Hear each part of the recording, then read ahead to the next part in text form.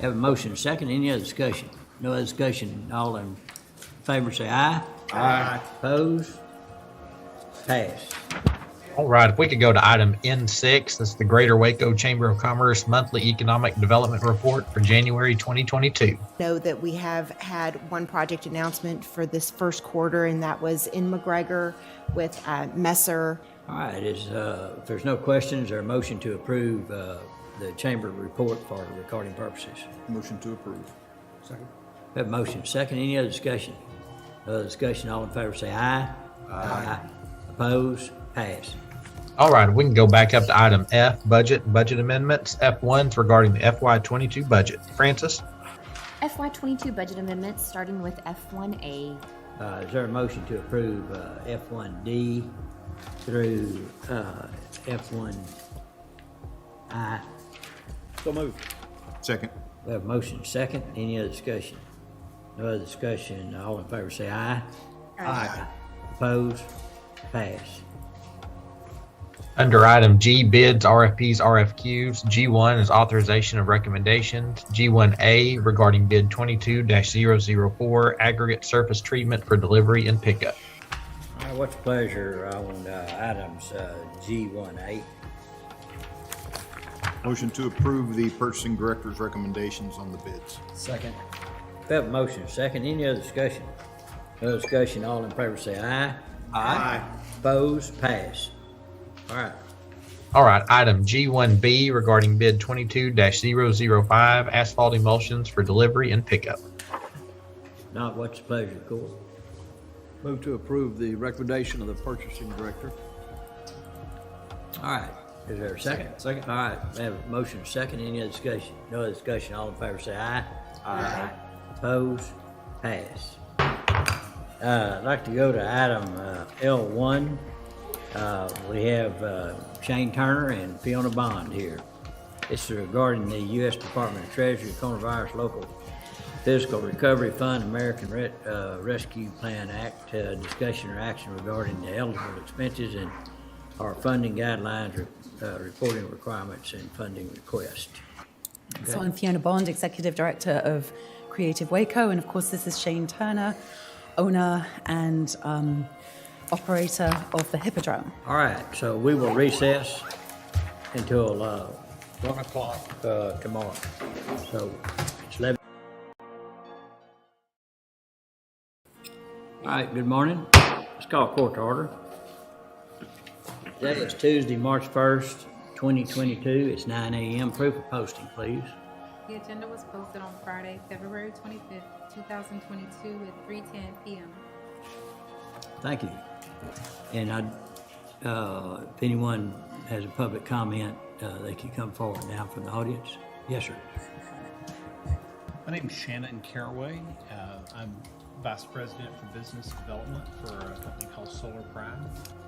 Currently, we're trying to develop another 300 megawatt solar farm and 300 megawatt battery energy storage project here in McLennan County. And it's out north of Trading House Creek Reservoir, that area there. We're preparing to submit a proposal to this body soon for a county tax abatement for the project, and just wanted to stop by ahead of time, introduce ourselves, and tell you what we're doing. Going to D on proclamations, resolutions. We have nothing this week.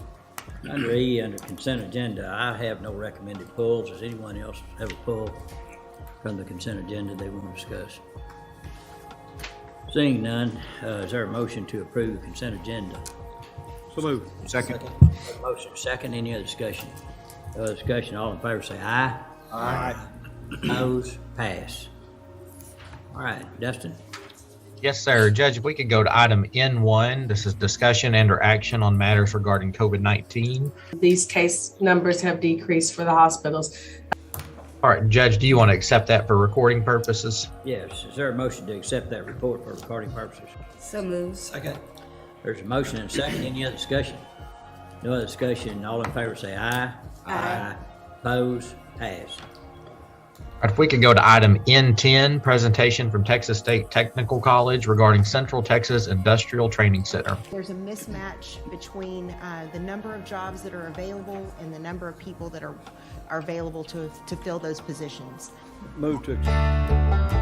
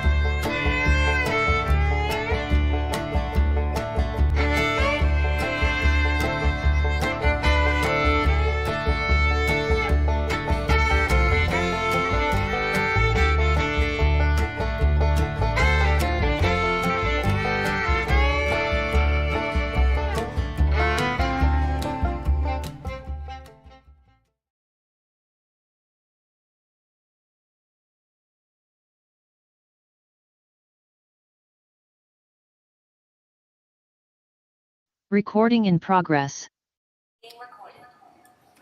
Okay, good morning, everyone. Let's call court to order. Today is Tuesday, October the 4th, 2022. It's 9 a.m. Proof of posting, please. The agenda was posted on Thursday, September 29th, 2022 at 4:30 p.m. Thank you. All right, at this time, let's stand briefly for a moment of silence, and then we'll have a pledge to the flags.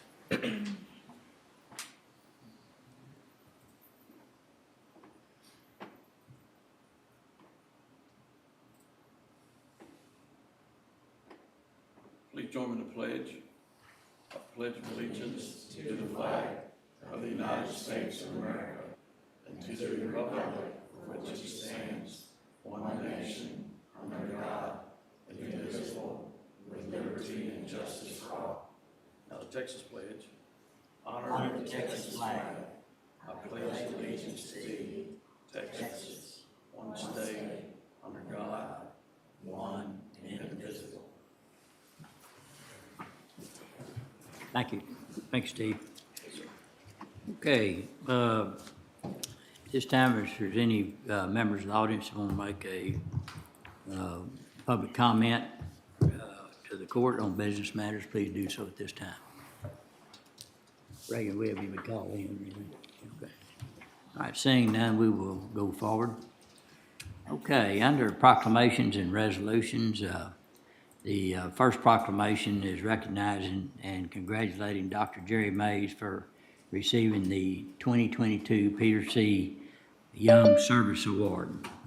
And I've asked Dustin Chapman to read this proclamation, and I will step forward and meet Dr. Mays up front, and we'll go from there. All right, this is a proclamation recognizing and congratulating Dr. Jerry Mays for receiving the 2022 Peter C. Young Service Award. Whereas in 2011, Dr. Jerry Mays joined the Education Service Center Region 12 to serve as the new executive director. And whereas since then, Dr. Mays has been dedicated to continue to develop and provide innovative, responsive, and relevant solutions for the needs of educators and school personnel, and search for ways to better educate and advance our youth. And whereas he was instrumental in bringing the STEM, science, technology, engineering, and mathematics program to McLennan County, which is hands-on teaching and learning to prepare students for future career opportunities. And whereas Dr. Mays' compassion, advocacy, and insight for providing the best education possible for our students is unparalleled. And whereas Dr. Mays was chosen as this year's recipient of the Peter C. Young Service Award, the award recognizes an individual for extensive service leadership in advancement of educational service agencies at the regional, state, or national level. And now, therefore, be it proclaimed that the Commissioners Court of McLennan County do hereby recognize and congratulate Dr. Jerry Mays for receiving the 2022 Peter C. Young Service Award and continuing to provide our McLennan County youth with the best possible education. And be it further proclaimed that a copy of this proclamation be made a permanent part of the minutes of the Commissioners Court. Judge. All right, thank you. I make a motion, we approve that proclamation. Second. Have a motion and a second. Any other discussion? No other discussion. All in favor say aye. Aye. Opposed? Passed. Dr. Mays, congratulations. This recognition is well deserved. Going back 10 years ago, when I first became county judge, one of my goals, along with the court, was to work on technical education, and it started at an earlier age. And you were instrumental in working with us to get the legislation that Texas needed to be able to give dual credit in school. And your guidance was very critical for us to be able to move that forward. And we had our state representative, Doc Anderson, and Brian Berger, our senator, to support us on that. So it really helped, and we appreciate everything that you've done for McLennan County. Thank you, Judge. You and the court very much, and I'd just like to say that I'm receiving this actually on behalf of Region 12 and the many fine educators that work in our building and in our schools. My board chair, my executive team, my wife are here today, and I appreciate them and you all very much, and the leadership that you provide and the opportunity to do this work. So thank you all very much. Well, thank you, and thank you for recognizing the folks that support you, because it takes a team, and y'all have a really good team, and we appreciate it. And there's a lot of school issues, as we know, that are always at front, and good leadership is important to guide our youth to the right direction. So thank y'all very much too. And if I could, let me have this. I'm going to get Commissioner Perry was not able to come down. Okay. Get him to sign it. Let me get it. Let's get an official photograph of you and I here, if you don't mind. Thank you. Thank you very much, sir. All right. Thank Okay. you. We'll get this to you. Okay, appreciate it.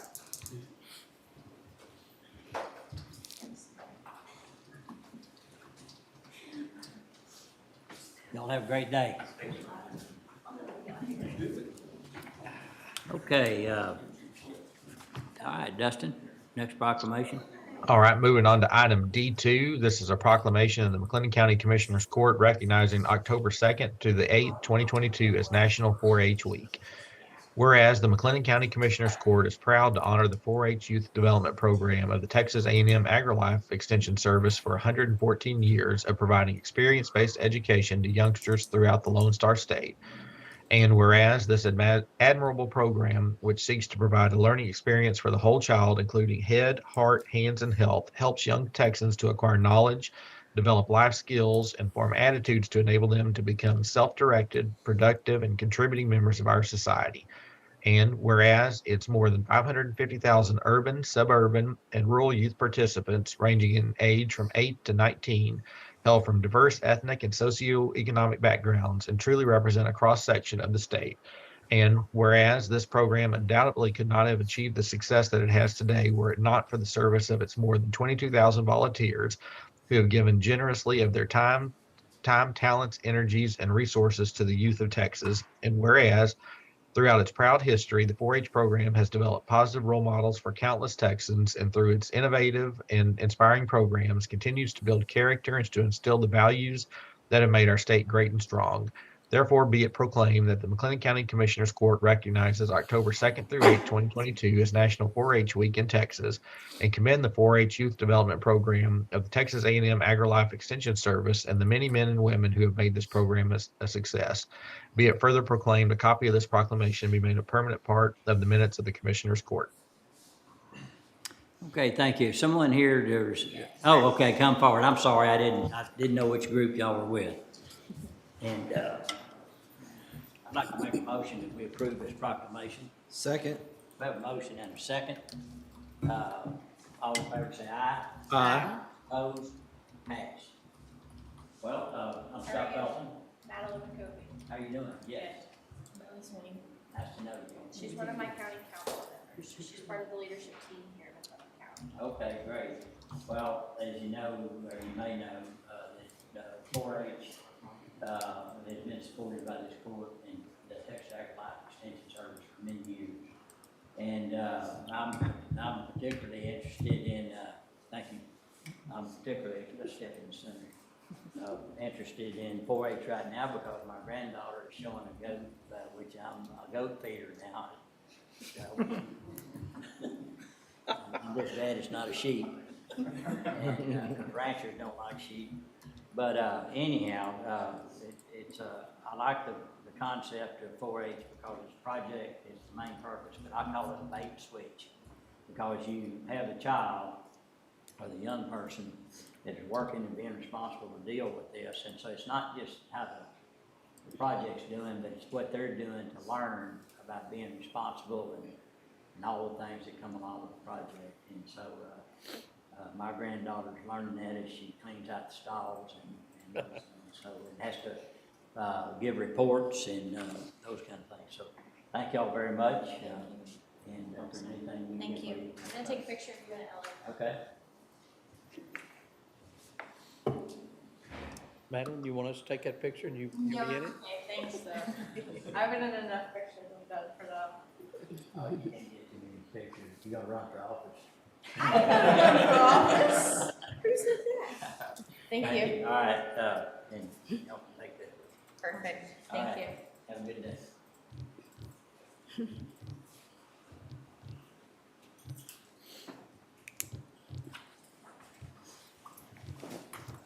Okay, going to, let's see, there's another proclamation that we will, okay, there's a resolution supporting Operation Green Light for veterans. Dustin, Do you want me to read it as well, Judge? if you don't mind. Okay. This is a resolution of the Commissioners Court of McLennan County, Texas, supporting Operation Greenlight for veterans. Whereas the residents of McLennan County have great respect, admiration, and utmost gratitude for all the men and women who have selflessly served our country and this community in the armed forces. Contributions and sacrifices of the men and women who served in the armed forces have been vital in maintaining the freedoms and way of life enjoyed by our citizens. And whereas McLennan County Commissioners Court seeks to honor these individuals who have paid the high price for freedom by placing themselves in harm's way for the good of all. And whereas veterans continue to serve our community in the American Legion, veterans of foreign wars, religious groups, civil service, and by functioning as county veteran service officers in 29 states to help fellow former service members access more than $52 billion in federal health, disability, and compensation benefits each year. And whereas approximately 200,000 service members transition to civilian communities annually, and an estimated 20% increase of service members will transition to civilian life in the near future. And whereas studies indicate that 44 to 72% of service members experience high levels of stress during transition from military to civilian life, and active military service members transitioning from military service are at a high risk for suicide during their first year after military service. And whereas the National Association of Counties encourages all counties, parishes, and boroughs to recognize Operation Greenlight for veterans. And whereas the McLennan County Commissioners Court appreciates the sacrifices of our United States military personnel and believes specific recognition should be granted. And whereas with designation as a Green Light for Veterans County, McLennan County Commissioners Court hereby declares from October through Veterans Day, November 11th, 2022, a time to salute and honor the service and sacrifice of our men and women in uniform transitioning from active service. Now, therefore, be it resolved that McLennan County, Texas, in observance of Operation Greenlight, encourages its citizens in patriotic tradition to recognize the importance of honoring all those who have made immeasurable sacrifices to preserve freedom by displaying a green light in a window of their place of business or residence. Be it further resolved that a copy of this resolution be made a permanent part of the minutes of Commissioners Court. Okay, thank you. Is there a motion to approve that resolution? So moved. Second. Motion made and second. Any other discussion? No other discussion. All in favor say aye. Aye. Opposed? Pass. Steve is, I think, the only veteran in here, and so, unless someone else is, but Steve, well, we're glad to be able to recognize veterans again and appreciate your service towards the veterans. All right, under D4, there's a motion to be, I'd like to defer this. I make a motion to defer at the request of Commissioner Miller. Second. Motion made and second. Any other discussion? No other discussion. All in favor say aye. Aye. Opposed? Pass. Going to items under the consent agenda, the recommended pulls are E3A, which is HR matter for IT director, and E7 is the discussion on burn ban. If there's any other, are there any other pulls recommended by the court? E1A. E1A, all right. All right, any others? All right, with the, is there a motion to approve the consent agenda with the exception of the pulls of E1A, E3A, and E7? So moved. Second. All right, motion second, any other discussion? No other discussion, all in favor say aye. Aye. Opposed, pass. I'd like to go to,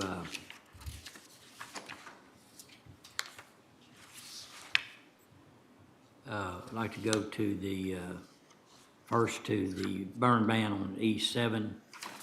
Elizabeth, are you on? Yes, sir. Good morning. Good morning, how are you today? Good. How are you? I hope y'all are doing well this morning. We are. So, information on recommendation from emergency management on burn ban for McLennan County. Yes, sir. So looking at the KDVI average for McLennan County, our average is at 674, which is above that 575 number that we typically like to see. There is looking at the Texas Forest Service website, there is a moderate level for observed fire danger. And I know this past weekend, the VFDs have been starting to see more wildfires spark up. And so with all that information in mind, we would recommend to the court to go ahead and implement that burn ban back in place. Looks like there's no chance for real good rain anytime in the near future as well. Okay, any questions for Elizabeth? If not, is there a motion to reestablish the burn ban? Move to. Second. Have a motion and second, any other discussion? No other discussion, all in favor say aye. Aye. Opposed, pass. On E3A, I'd like to hold that. Actually, that will be, I guess, Dustin, we can defer that because we will, are scheduling folks for discussion IT, for the IT open position. Right, Judge, or we can just technically just take no action. We don't have to pull it with no action, but we can just show it, no action was taken on it No today. action on that one. And then E1A, that is recording of closing and settlement statement related to deeds, documents, invoices. I just saw this. I just scrolled down, and Dustin, could you run through these documents and where are we getting the funds from for this? Sure, and I'll, if it's all right, can have Francis help. So the sales price on 415 Columbus, that's the old bus barn, was $371,915. Let me scroll down to, sorry, give me 1 second. And did we get the environmental study back on that? Yes, the environmental came back, and Zane can comment. I think for the most part, it was okay, especially for our intended use of the facility. And then there was also a phase 1 done on 1211 Washington as well. And it was the same. There were a few things notated that there had been dry cleaners in the area, but nothing directly on that property. And Zane, I don't know if you have anything you'd like to add on those. That's correct. We did a ESA phase 1 and phase 2, and nothing of noteworthy was put in the report. So we feel it's good to go. On the 415 Columbus? That's correct. Okay. And then, to add to the funding part, you agreed to go forward with the transaction, based on whatever you found out. We just were, you had agreed to the total amount plus releasing the earnest money early July. And then July 19th, we did a budget amendment to move money into the correct account in the bond proceeds fund for the 2021 bond. So that's where the cost of the 2 properties is going to be housed. Thank you. Okay. All right. Is there Motion. I'll second. Any other discussion? No other discussion. All in favor say aye. Aye. Opposed? Pass.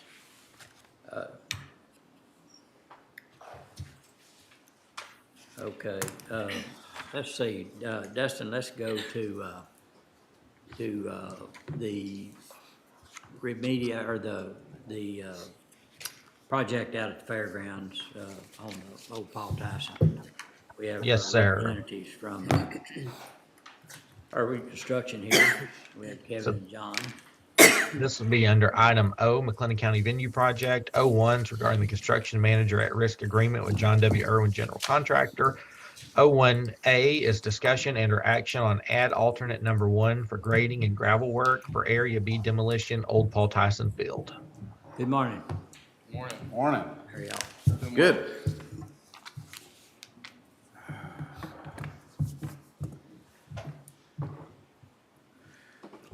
Sorry.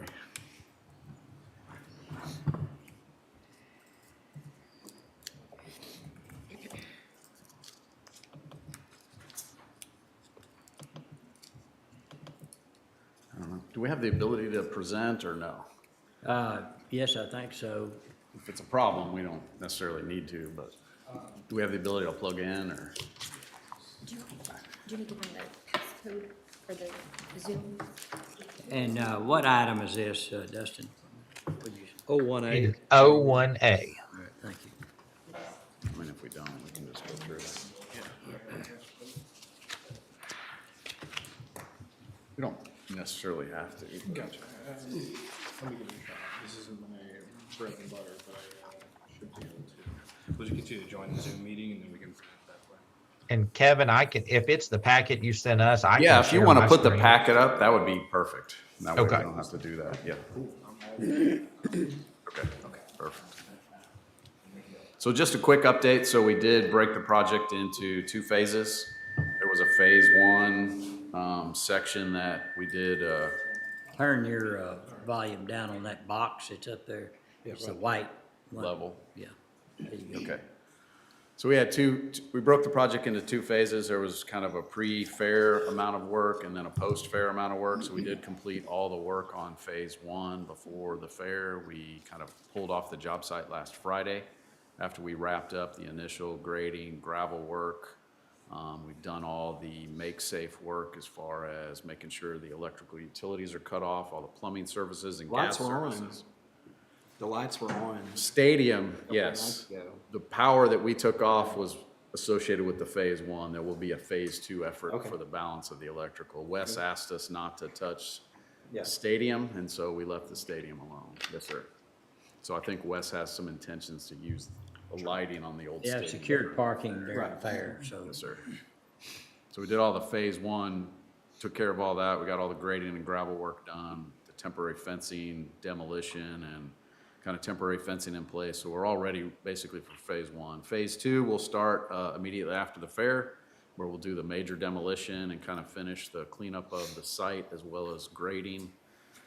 What is in front of the court today is some additional grading and gravel work that will kind of, I think really for Wes and the HOT folks, kind of expand the event space in the interim between the stadium going away and any future development that would happen on that site, as well as make some kind of north-south connectivity basically from Lake Air across to the high school side is really what the work that's in front of the court that I think Wes is asking for. So In this work, is. if you could go to page 2, Dustin. Sorry, Judge. That's right. When we go to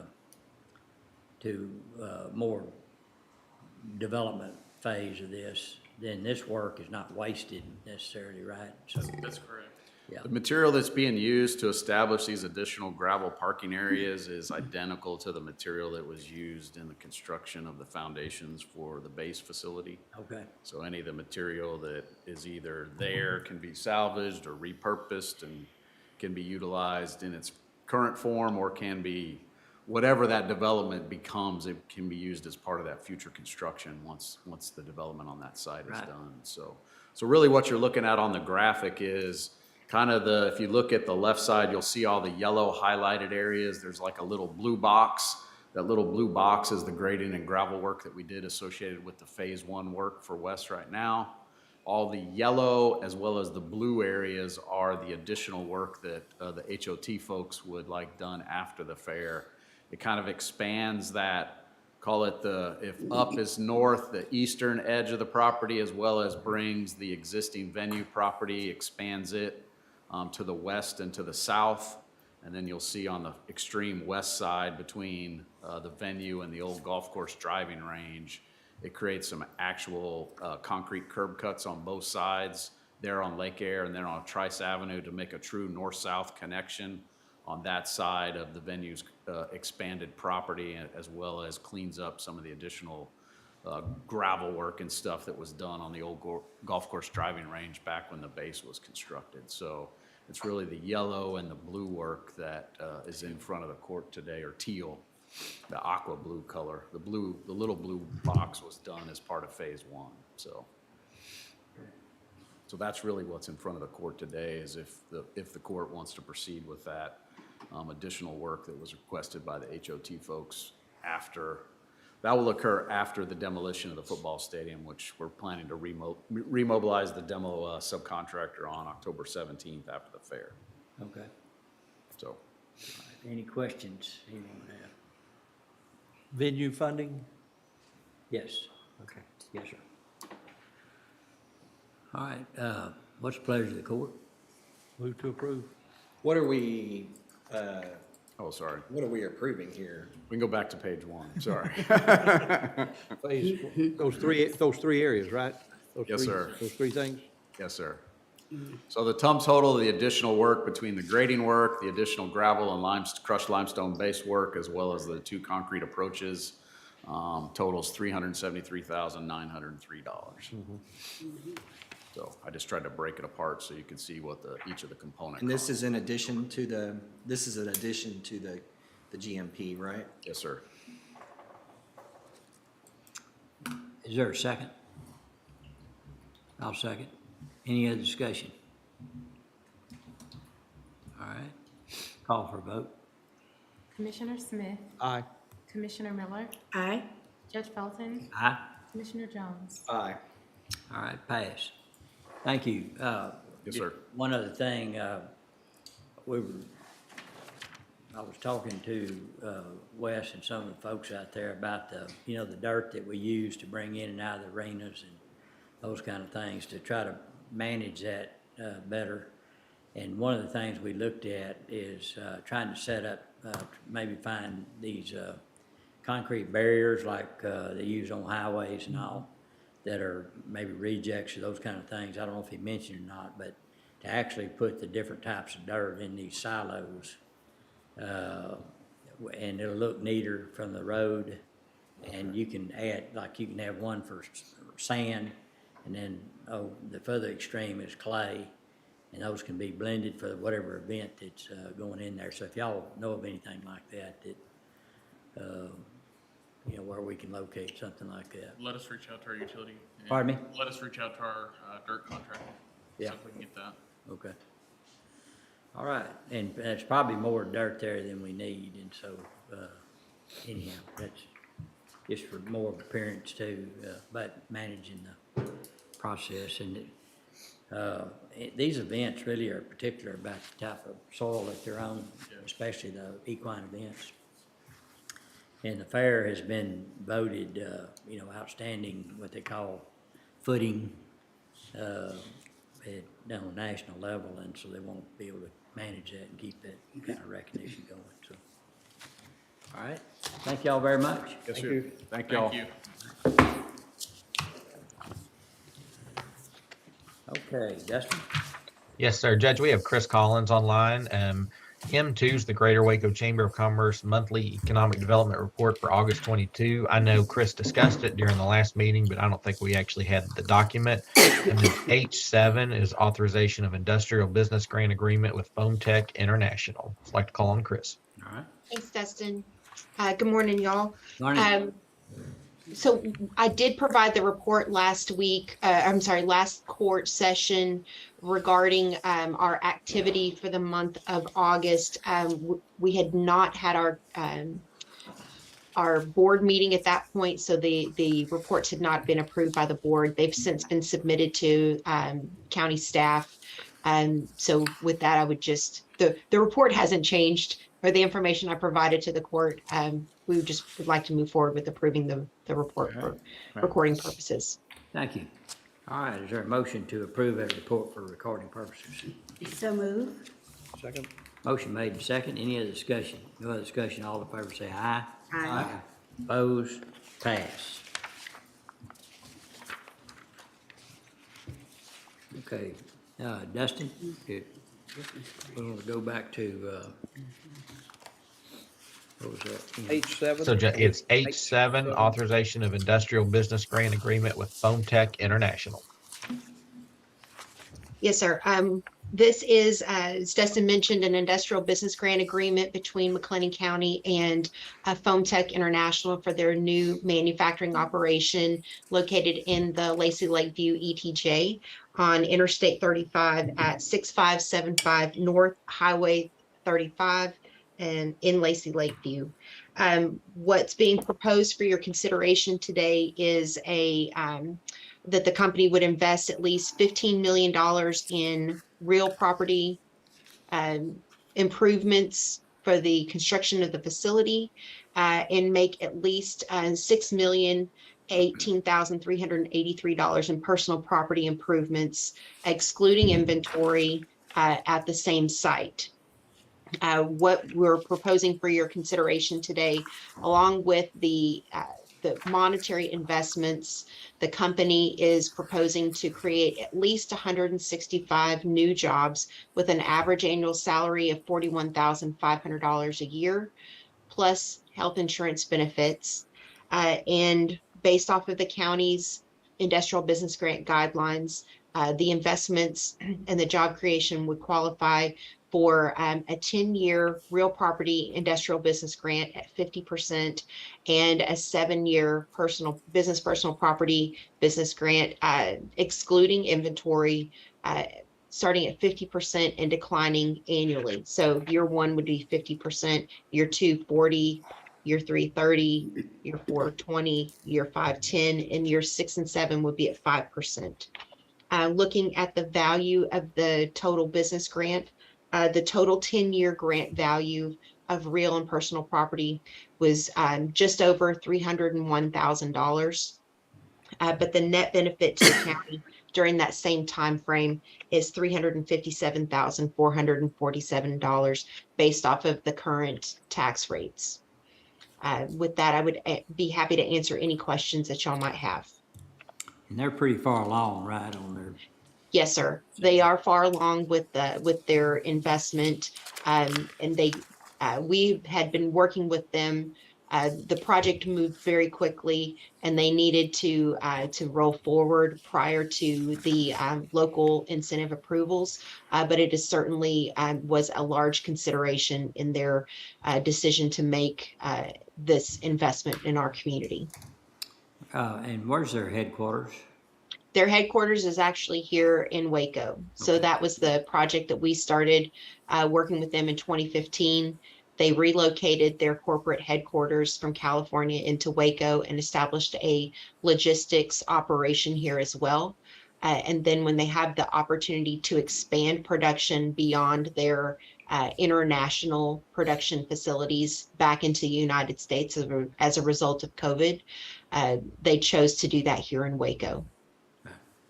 Okay, thank you. Any questions for Chris? Chris, this facility is already up and operating. They're just they're adding to it? Is that what's happening? No, sir, this is a brand new greenfield site. So they are nearing operating capacity, but they're finishing up the real property improvements now and starting to move the personal property into the facility. Okay. It's the large warehouse looking building that's just south of the truck stop there on the east side. Yes, sir. They're just. I've seen that. Okay, that's what they're. Yeah. They're finishing up construction. Looks like to me. And so they're going to be up and operating and have 165 to 200 full-time employees by March of next year. Yes, sir. Okay. The building itself has to be done before the end of the year, and the jobs need to be in place by March 31st of 2023. Okay. Very good. Thank you. All right, if no other questions, what's the pleasure of the court? Motion to approve. Well, I'll second it. I just wanted to, you said it's gonna be a greenfield site? I Yes, kind ma'am, of that- looked it up and and read a little bit about it, but could you give me a little bit more background on them? So a greenfield site, of course, is where it's raw land that has been, that will be converted into something new versus taking an existing building or a former site, which would be considered a brownfield site, and converting it into something new. So that's the difference between the two. What else would you like to know, ma'am? No, I think I was trying to see if I was going in the right direction and understanding what I was reading. That's pretty much what I was ascertaining. Okay. Okay. All right. Are there, I got a question. Yeah. Are there any prospects for that piece of property that's just to the, all that's been cleared off, north between them and the truck stop? Have you heard anything about those? Man, seems like very marketable pieces of property. There are several pieces of property on that east side of Interstate 35 that are currently for sale.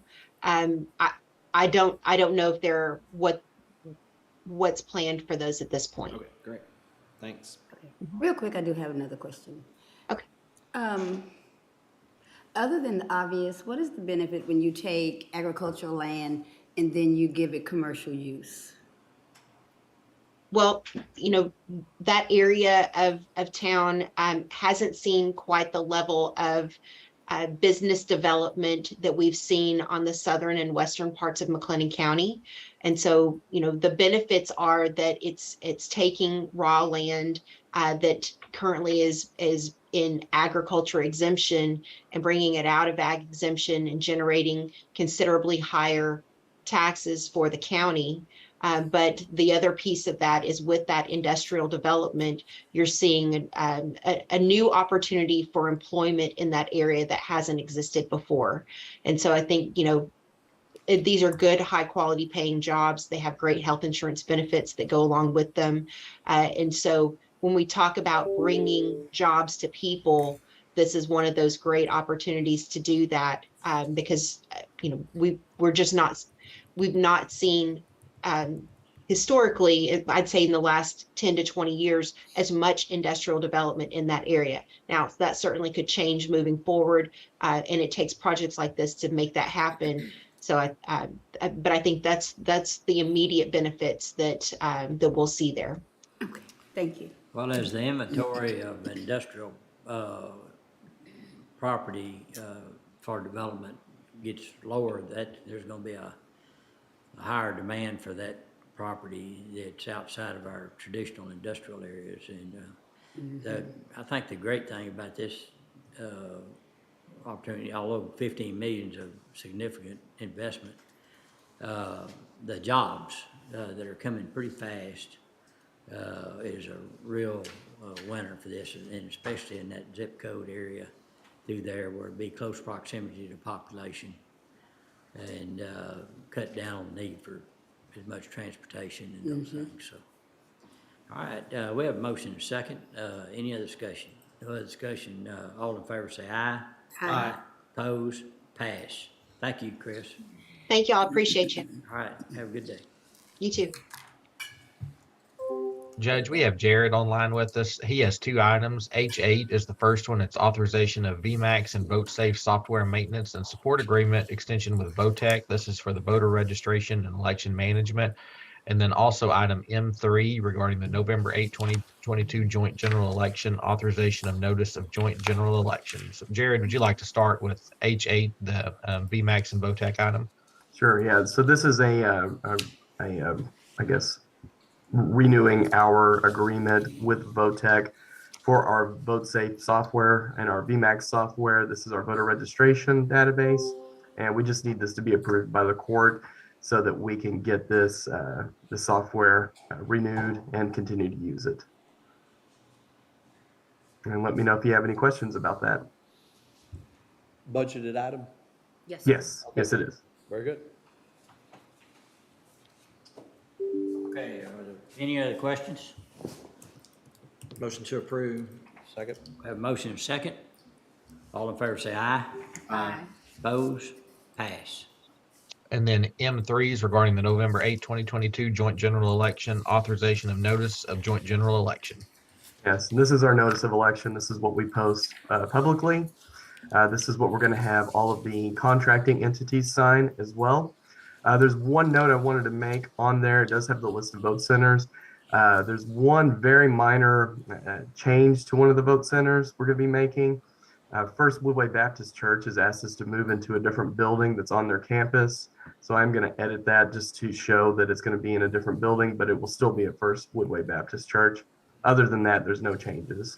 And this notice mostly reflects the same thing that we saw on the order of election that we did about a month or so ago.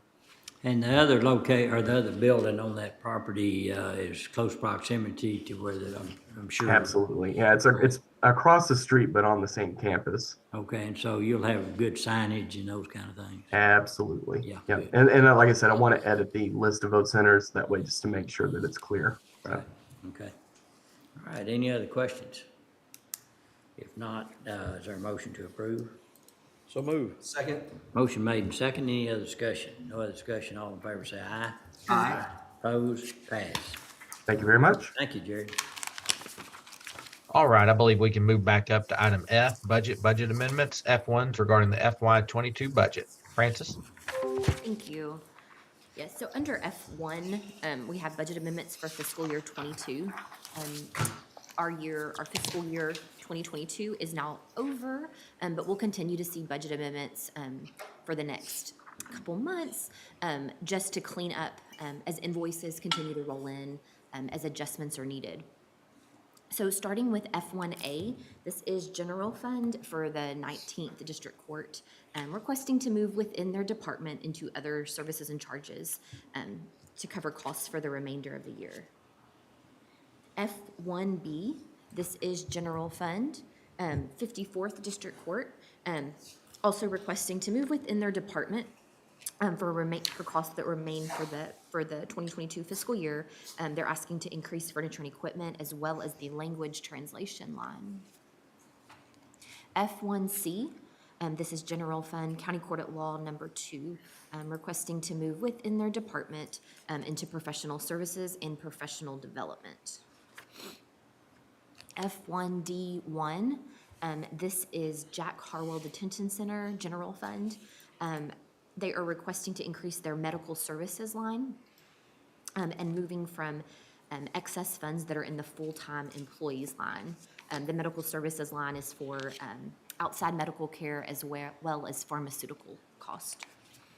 And then F1D2 is in the Highway 6 jail medical, and this is a request to increase also from the full-time employees line to increase medical services as well as management services. And that management services line is where we house the cost for our contract with Core Health. And so there was a mid-year change in that contract, so this is accommodating those additional costs. F1E, this is General Fund Road and Bridge Precinct 2, requesting to move within that department into motor vehicle operating. F1F, this is General Fund Tax Office, requesting to move within that department into supplies. And F1G, General Fund Road and Bridge Precinct 1, the request is to move within that department into repair and maintenance for costs for the remainder of the year. F1H is, this is in our drug and alcohol program fund. It's a special revenue fund, Fund 165. This is a request to move and to increase the professional development line for a travel reimbursement request. The funds are coming from the contingencies line within that special revenue fund specifically. And then F1I is a request within our law library fund, Fund 170. And we are requesting to increase the legal reference materials line for County Court at Law number 3. And again, it is coming from the contingencies that is specific to that special revenue fund. And then F1J, this is a budget amendment request for our permanent improvement fund related to the 2021 bond proceeds. And it is a request to increase the line item for ADA modifications. The amount is linked to a CP&Y invoice that was approved on the last agenda. Okay, are there any questions about any one of those? Because the 22 budget year is closed, these are all encumbered costs. Yes, and so then if it's, services don't necessarily have to have a purchase order, so, we'll have, utility invoices that come in, service invoices that come in after the fact, and we accrue back for up to 60 days, so as those exceed what we have budgeted. But yes, anything that should, any item that has to go through the proper procurement process as far as a purchase order, those have been encumbered, there's no deviating from those. Thank you. Okay, any other questions? If not, is there a motion to approve F1A through F1J? So move. Second. Have a motion second. Any other discussion? No other discussion. All in favor say aye. Aye. Opposed? Pass. And F2 is regarding the FY23 budget. And so F2A 1 and 2, these are related to our outgoing officials and an approval of purchases that exceed the limit you set. So there is no action needed today. We have no expenditure requests that exceed the limit. Okay, so no action needed. Correct. All right. And then F2B, so F2, of course, is regarding our fiscal year 23 budget. So F2B is a budget amendment that is going to be necessary for some capital outlay purchases that were initiated in our fiscal year 22 budget. So at the time of the budget adoption, it was assumed that these vehicles would be in our possession by the end of September. So unfortunately, that's not the case, due to many circumstances right now. As far as ordering equipment or vehicles. And so you'll see there's a list of 5 vehicles that we will be receiving in fiscal year 23. Because of the time lag, there was some changes needed to the equipment that is going to be put on these vehicles. I know the sheriff's office can speak on those specifically if needed. So you'll see there that total of the $305,698. At this point, we're just a few days into the fiscal year, so we're requesting for that to come from contingencies, not knowing where we will have excess funds at this point, of course. So the 22 budget will increase by $305,697.75. Yes, we were projecting It's just that a this trade-off. would be expended, Just a correct? trade-off. Correct, but it does eat into your fiscal year 23 budget. Sure. Okay, any other questions? Do they have a time frame on any of these? They've been ordered forever. So, Commissioner, we do. And the reason that you'll see some of those additional amounts on there is those are some of the electronic components that the supplier was not able to get. And if we hadn't made those changes, it may have been FY24 on some of these vehicles. So we're asking for those amounts that you see at the bottom of the budget amendment down there. We are anticipating we're going to get these prior to December 15th of this year. We're going to get 2 of them at the end of this month, and the additional ones will be prior to December is what we're being told right now, sir. That'd be great. Yeah. I might have Wouldn't hold your mentioned breath. Yeah, well, I was watching one of the business channels the other day, and the CEO of Ford Motor Company unfortunately said he didn't see things improving for 2023, so. Right. I think they've got a new, the car manufacturers have a new business model. Yeah. And Yeah, it's just in time, and Yeah. so. yeah, that's true. Okay, any other questions? If not, is there a motion to approve F2H? F2B? Oh, excuse me, I'm F2B, yeah. So move. Second. All right, I have a motion second. Any other discussion? No other discussion. All in favor say aye. Aye. Opposed? Pass. Under item G, bids, RFPs, RFQs. G1 is authorization of body camera hardware software quote from Axon Enterprise, Constable Precinct 1. Last court session, we approved the acceptance of that grant award for those body cameras for Constable Precinct 1, and this is the quote. and then the related terms and conditions, et cetera, for the hardware, equipment, hardware, software totaling $61,031.64 for 60 months. All right, any questions? This is the 5-year total of what it will cost the county, 61,031.64, correct, Dustin? Yes, sir. So this is I'm pulling the quote up now, and I know the grant covers, Grant covered 95,38.25. But when you add the first year total with the cost of the equipment, the 85,28.90, you come up with about 19,029, and then you add the 10 years together, or the 5 years together, it comes up to that number, Dustin. that's right. That's correct. And they had front loaded it to be able to work with the grant to cover most of those costs. That's right. It was 19,000 year 1, and then about 10,500 year 2 through 5. Okay. But the grant will cover about, of that 19,000, the grant will cover all but about 9480 on that first year. So when you add that 9480 in with those other 10 fives, that's where you get the 61,031.64, according to my figures. Okay. I'm trying to look at the quote and make that all match up, Commissioner. Would remind you that Commissioner Smith did take math several times. I was actually Algebra 1 class favorite 2 years in a row. And I will. I will say, I know Mike had some changes on the terms and conditions are found through a link on the quote. Mike did have some suggested changes. So I think if the court's willing to move forward, that we will try to continue to work to make sure those changes are incorporated, or at least till we have a version that legal's comfortable with. I move to approve G1. Second.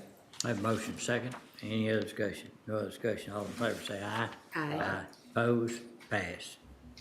G2 is authorization of asbestos inspection proposal from Environmental Concerns for 415 Columbus Avenue. TJ?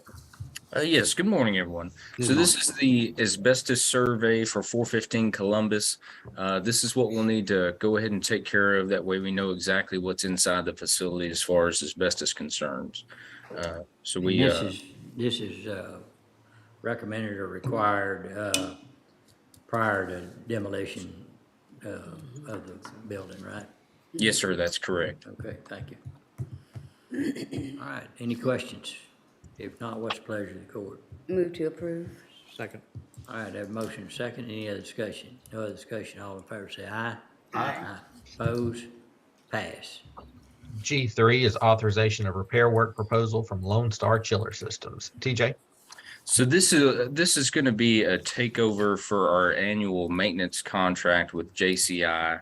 Lone Star Chillers came in, provided us a proposal that was quite a bit better than JCI as far as financials are concerned. So we are asking the court for approval to proceed with Lone Star Chillers. And this is on the chiller in the courthouse? The chiller here at the plant that feeds the entire downtown campus. Okay, all right, yeah. All right, thank you. Any questions? If not, is there a motion to approve? So move. Second. Motion second. Any other discussion? No other discussion. All in favor say aye. Aye. Opposed? Pass. Under item H, contracts interlocal agreements, H1 is authorization of letter of agreement with Hendricks Consulting Engineers for mechanical, electrical, and plumbing assessment services for Heart of Texas Fair and Rodeo Extraco Event Center. TJ? We're going to ask the court to defer this for one more session. Trilogy was able to get by Extraco yesterday and review all the equipment. They will have us proposal for later on this week, so we'll get that on the next agenda for approval. Okay, thank you. Is there a motion to defer? So moved. Second. Have a motion second. Any other discussion? No other discussion. All in favor say aye. Aye. Opposed? Pass. H2 is authorization of service agreement with Stericycle for Jack Harwell Detention Center medical waste disposal. Ken? We need to pull this as to no action. This agreement was not actually what we asked for. So they're working on an updated agreement that actually is what we requested. Okay, let's pull with no action. All right, moving on to item H3, authorization of service agreement addendum with TK Elevator Corporation for 1211 Washington. TJ? So this is the elevator agreement that we brought forth to the court a couple of weeks back. Now that we have officially closed on the property, we would like to go ahead and proceed with getting this put on our regular yearly maintenance agreement with TK Elevators. Okay, any questions? Not, is there a motion to approve? Move to approve. Second? Motion been made and second. Any other discussion? No other discussion. All in favor say aye. Aye. Opposed, pass. Do we Hey. take a break for a second? Or Yeah, is it possible? yeah. All right, let's take a 5-minute break.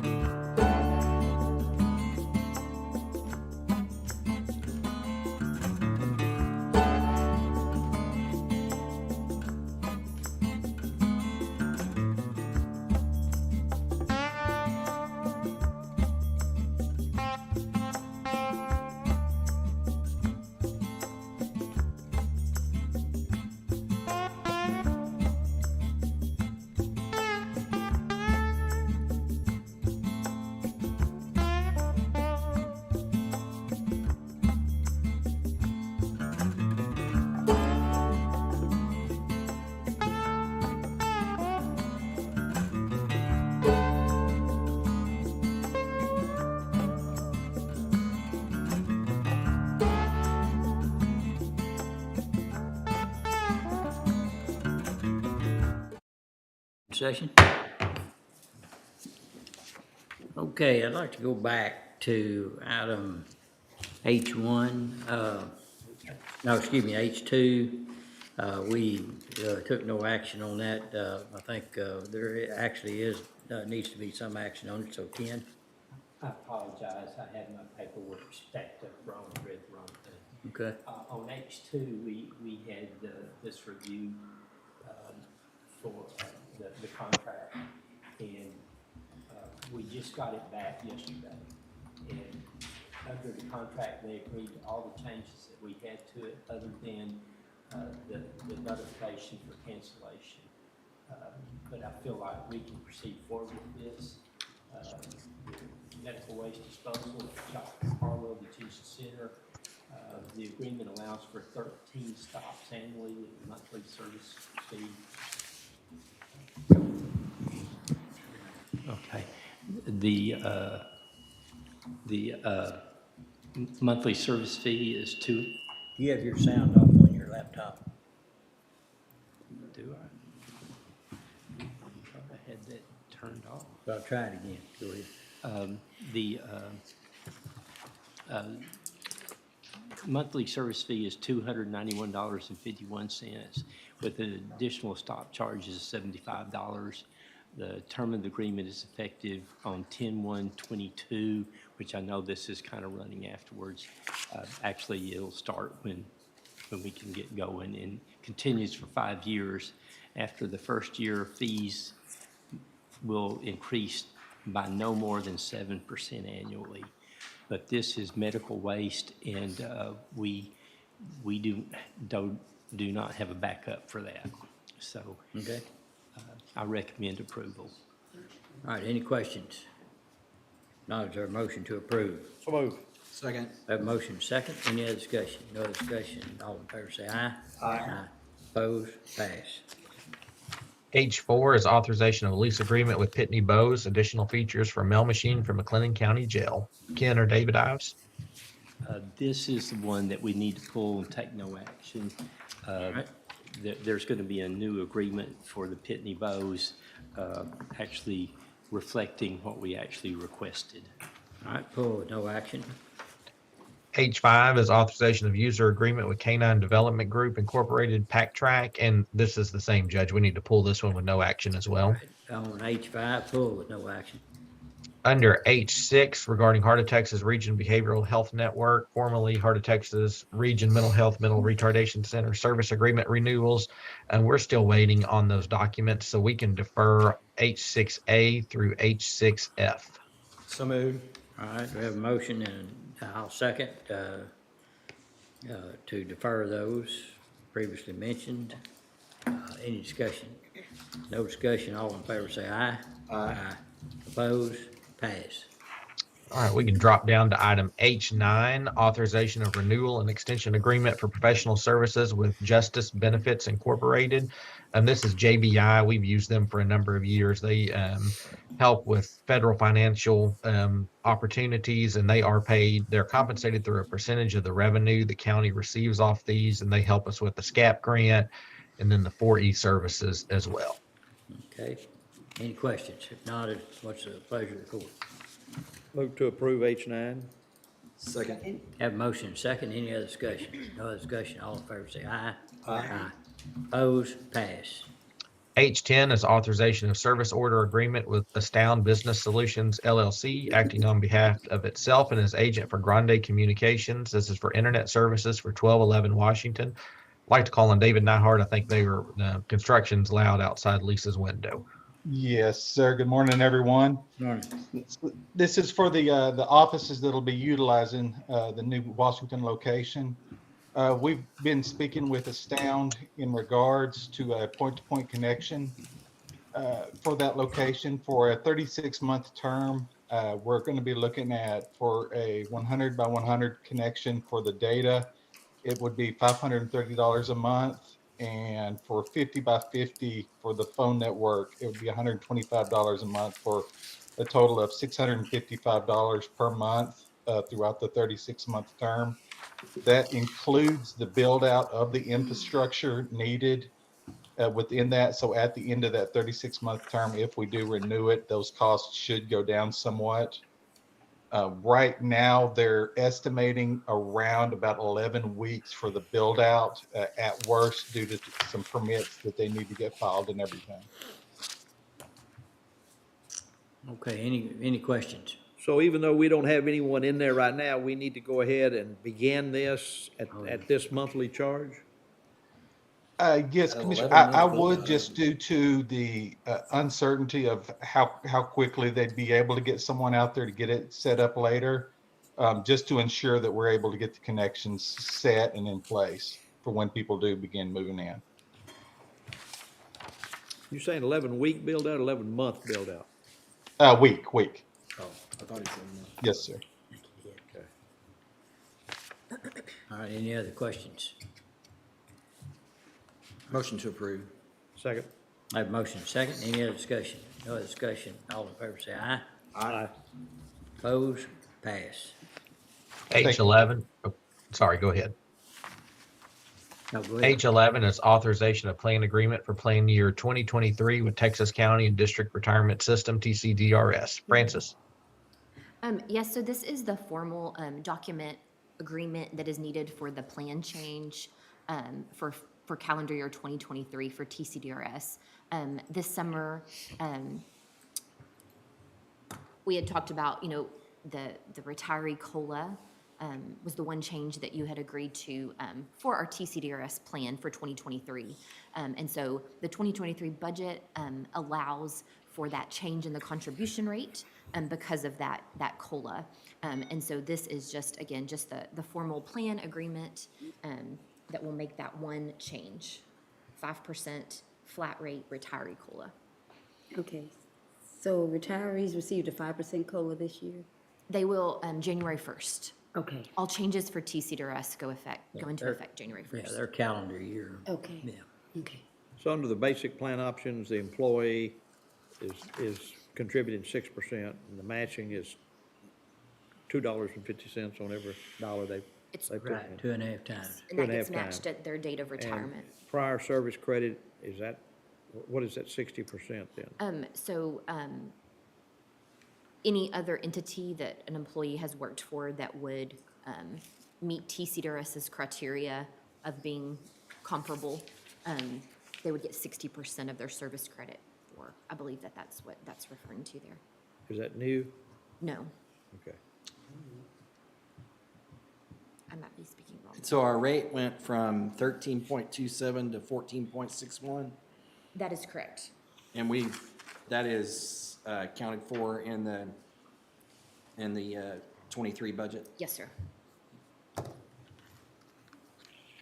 Any other questions? All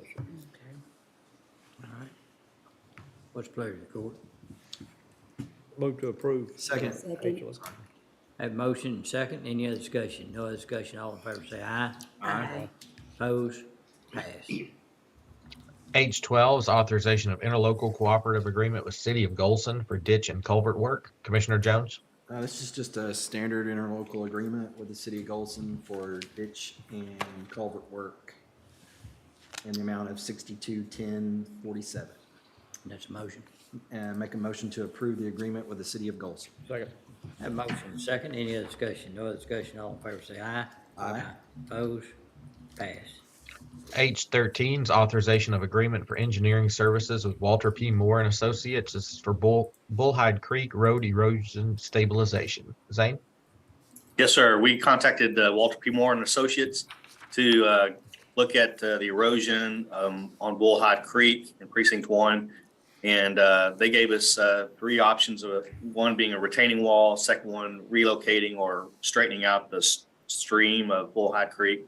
And the third one would be to move the road, existing road, further away from the eroding bank.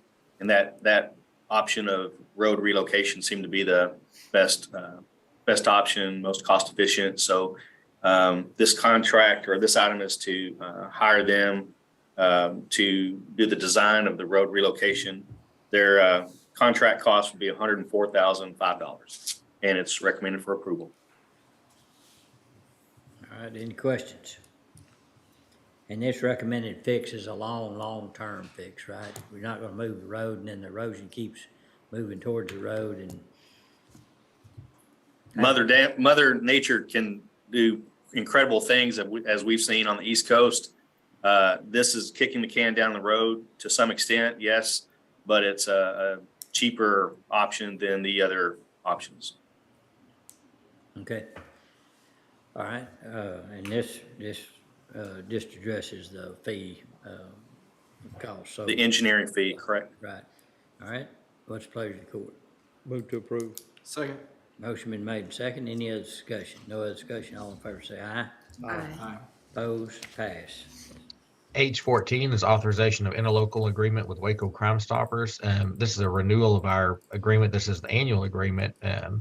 We pay them $10,000 and the money's in the budget under contracted programs. I know Chrissy had a question about if we've received any reports from Crime Stoppers. It's actually written into the interlocal that they agree to provide us reports upon the request of the county. So wanted to point that out in case that's something that y'all would like for us to change to receive either quarterly or annual reports from Crime Stoppers when we renew. It would be nice to know what the effect of it is.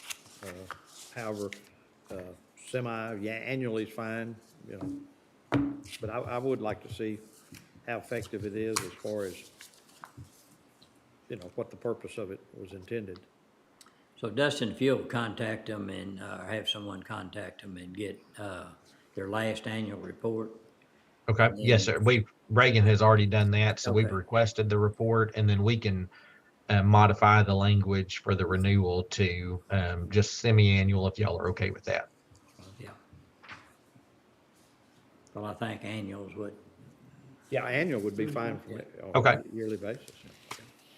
I mean, I'm sure they prepare an annual report that has, you know, information in it. So if that's adequate, let's just do that. Don't they send an email? I get an email from them. Do you? Ever so often. So.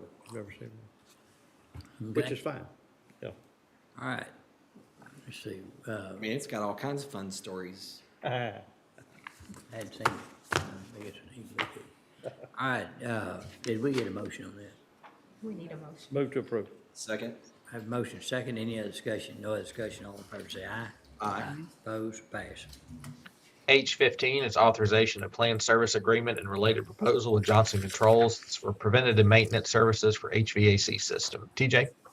Yes, so this is our yearly service agreement with Johnson Controls as it relates to the programming of our control system as well as our software updates.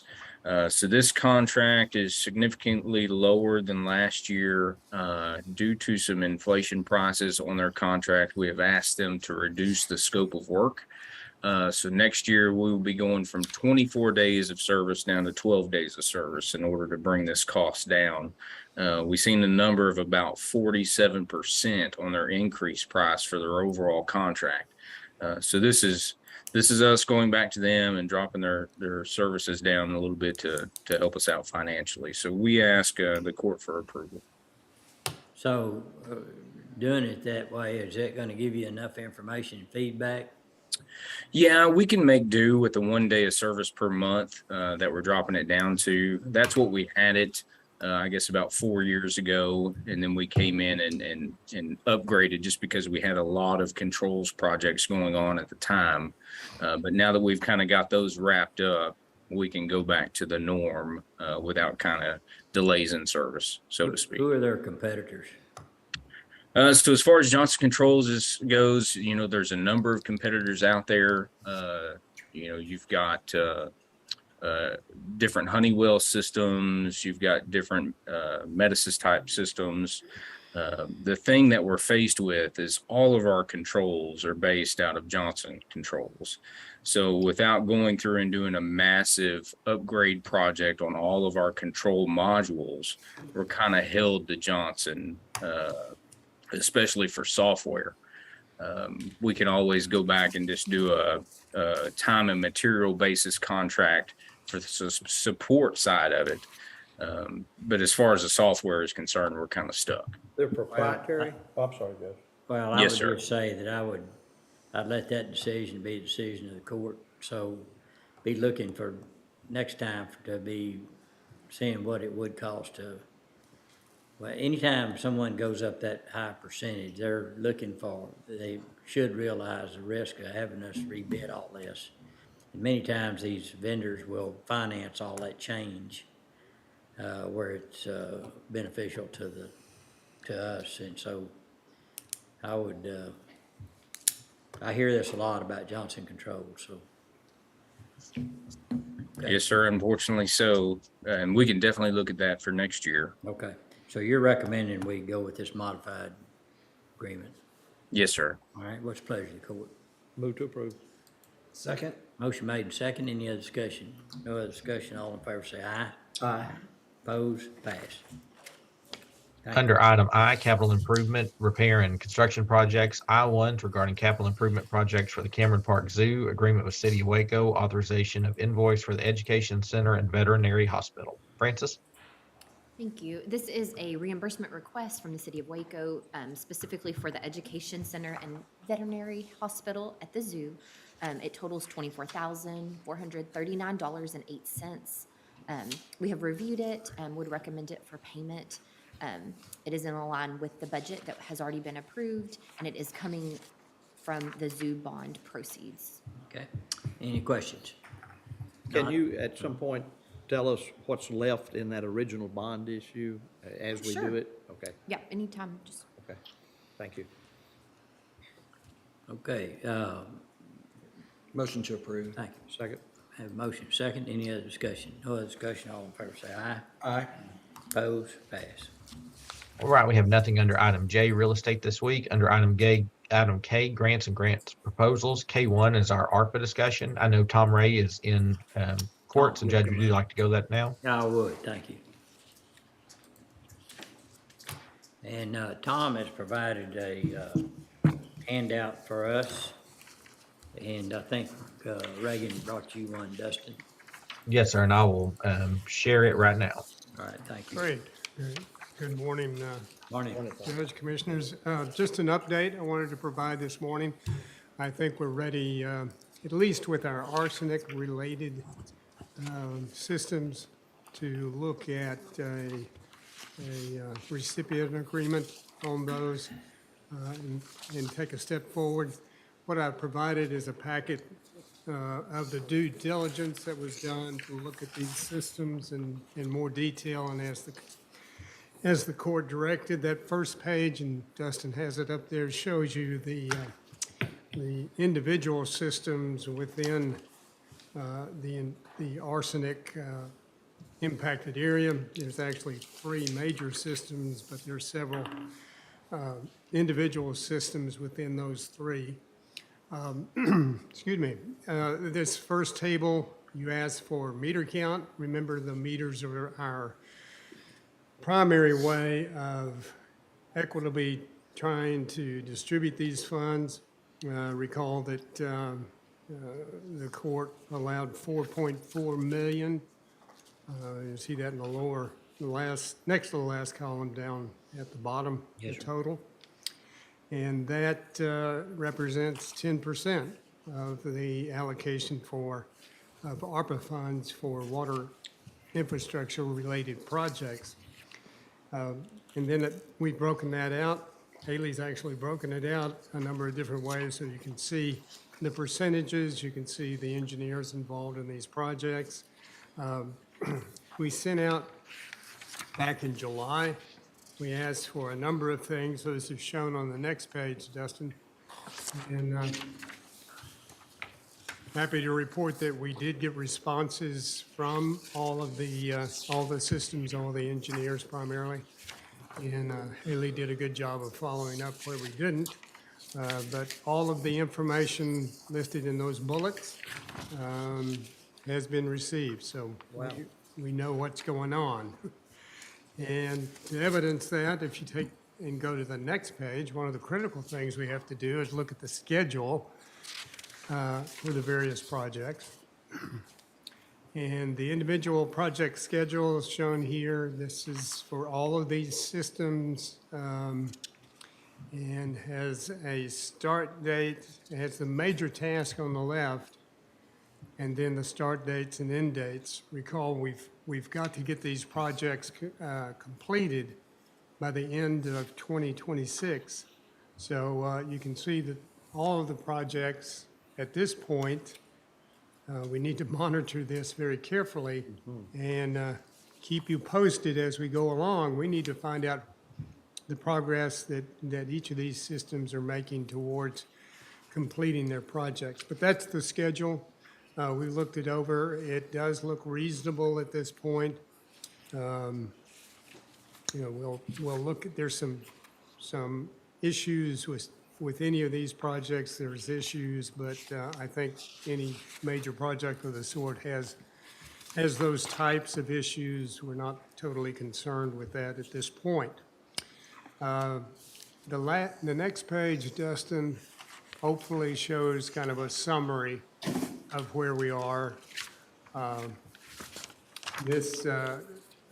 the major systems, the top table is the start and end dates, all prior to 2026, as you see there, and the total cost, okay, of what those systems are having to pay to deal with this arsenic problem.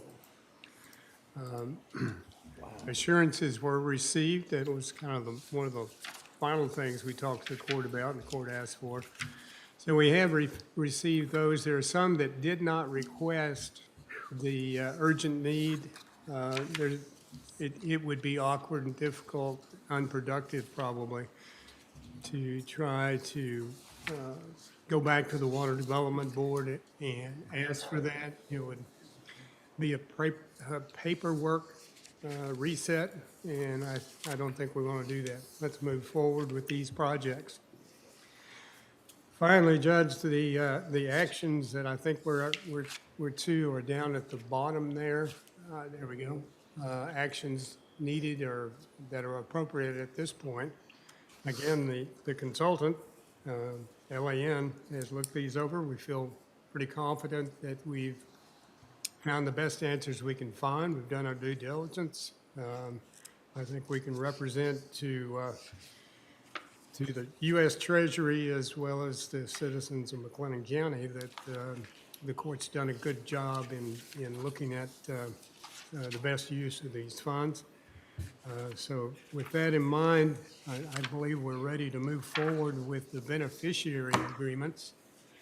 When those are prepared, we'll double and triple check those dollar amounts to make sure that the dollar amount that's finally put into those agreements is accurate, reflects the latest discussion. So with that, Judge, if there's any questions, I'll answer those. All right, thank you. On the arsenic systems. Right.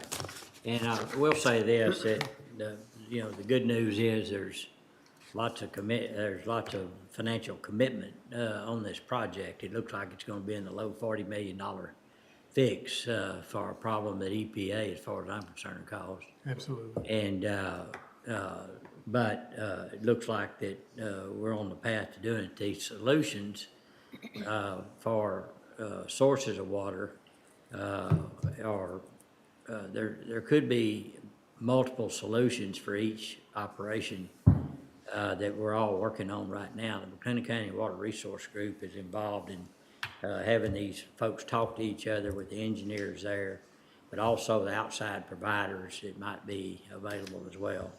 And so there could be ideas that with proper funding that allow a switch of solutions, but still coming up with the end product of having the money, the money and the water come to these locations. So it's not to use a pun on words, but it's a very liquid process that we're going through right now. And there's a lot of if you look at the whole county, there's folks that have excess capacity, or entities that have excess capacity, and entities that have a deficient capacity. And a lot of this is connecting those together, and where the solution to the deficient capacity is provided by those that have access, if that makes any sense. So that's the important work that the McClendon County Water Resource Group is doing. And it's, I'll remind you, it's made up of all the folks that, and entities that have water and distribute it to the public, which would be municipalities, water supply corporations, and possibly private sources as well. But also giving us a great amount of help in this is Brazos River Authority, and they have really pitched in to work on a local solution. And Brazos River Authority is a statewide organization. Their headquarters in Waco, and they appreciate that, and they want to do what they can and help provide information. And one of the things that when they asked me what we needed, David Collinsworth, the executive director, asked me that. I said, well, we need to know where all the water lines are, who they belong to, and what their capacity is, so we'll know how we can do the plumbing of connecting those together where it's necessary. And LAN, and of course, Tom Ray's resume will tell you that he was with Brazos River Authority years ago. And an engineer is very helpful in that process as well. So just wanted to point that out. So I guess, Dustin, it'd be appropriate to ask the court to approve this for recording purposes. Yes, sir. And then if the court's ready, then Mike can begin working on those beneficiary award agreements, and we can bring Francis and Haley in and get them sent to Forvis for their review. Yeah, okay. Any questions anyone would have? Well, I have one, Judge, that on the beneficiary agreements, and this is just to help us with doing them. Yes, sir. As far as release the funds, if there's an entity that doesn't have another source of funds other than ours, and they're waiting on other funds, do we release the funds to them, or do we wait until they get the full amount of the funds needed for the project? Well, I think that, that we would prefer to have it upon completion of the project, but I would say this, that the court is always open to discussion where some special circumstances there, and if we think that, we can still be safe in doing so, then we could, per the court's instructions, vary off of that, but I would say that it would need to come back to court for approval. Okay. Does that help? Yeah. Okay. I guess, and this has been, I think we've talked about it from the get-go, and everyone does have their ending dates here, which I appreciate. I know February 25th is, are we talking about the end of 26? So December 31st, 2026? Yes, sir. So is there a drop-dead point at which you would know they're not going to be able to complete the project as scheduled? And if they don't, my understanding is ARPA's not going to pay them. Is that right? If the project is not completed, then the funding's not there. Is that correct, Tom?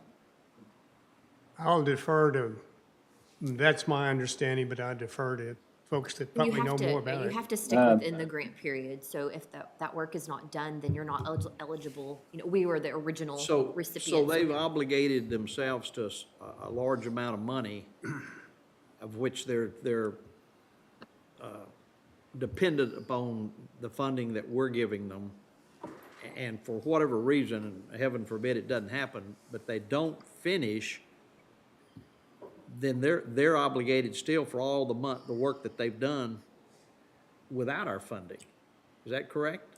And when you have, That's scary. it is, but Well, but grant money, you just have to follow and those strict guidelines. so And they're actually going to need that funding, our funding, during the projects, because all these are But I how can they, yeah. Mike, how can they get our funding during the project if they have to have the project completed to get the funding? I wasn't indicating that they have to have the project completed before they get the funding. I was only talking about situations where they have no other source of funds Well, going it's towards the same project. difference though.